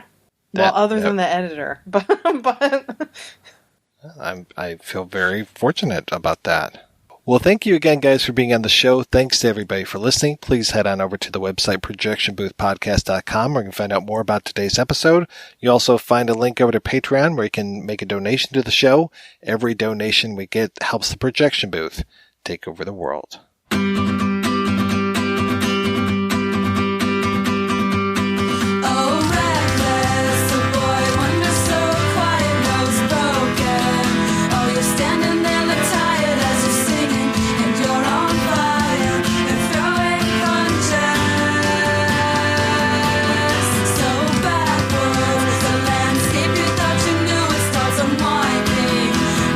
Jumping through the hoops of just trying to dodge all their questions.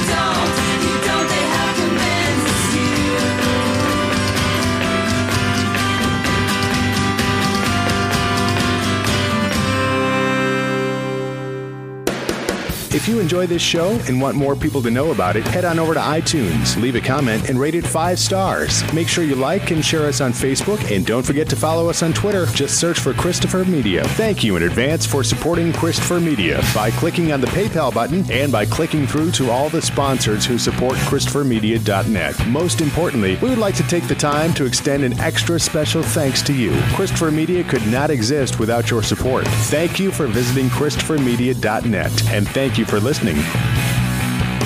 Christopher Media. Let's make some noise.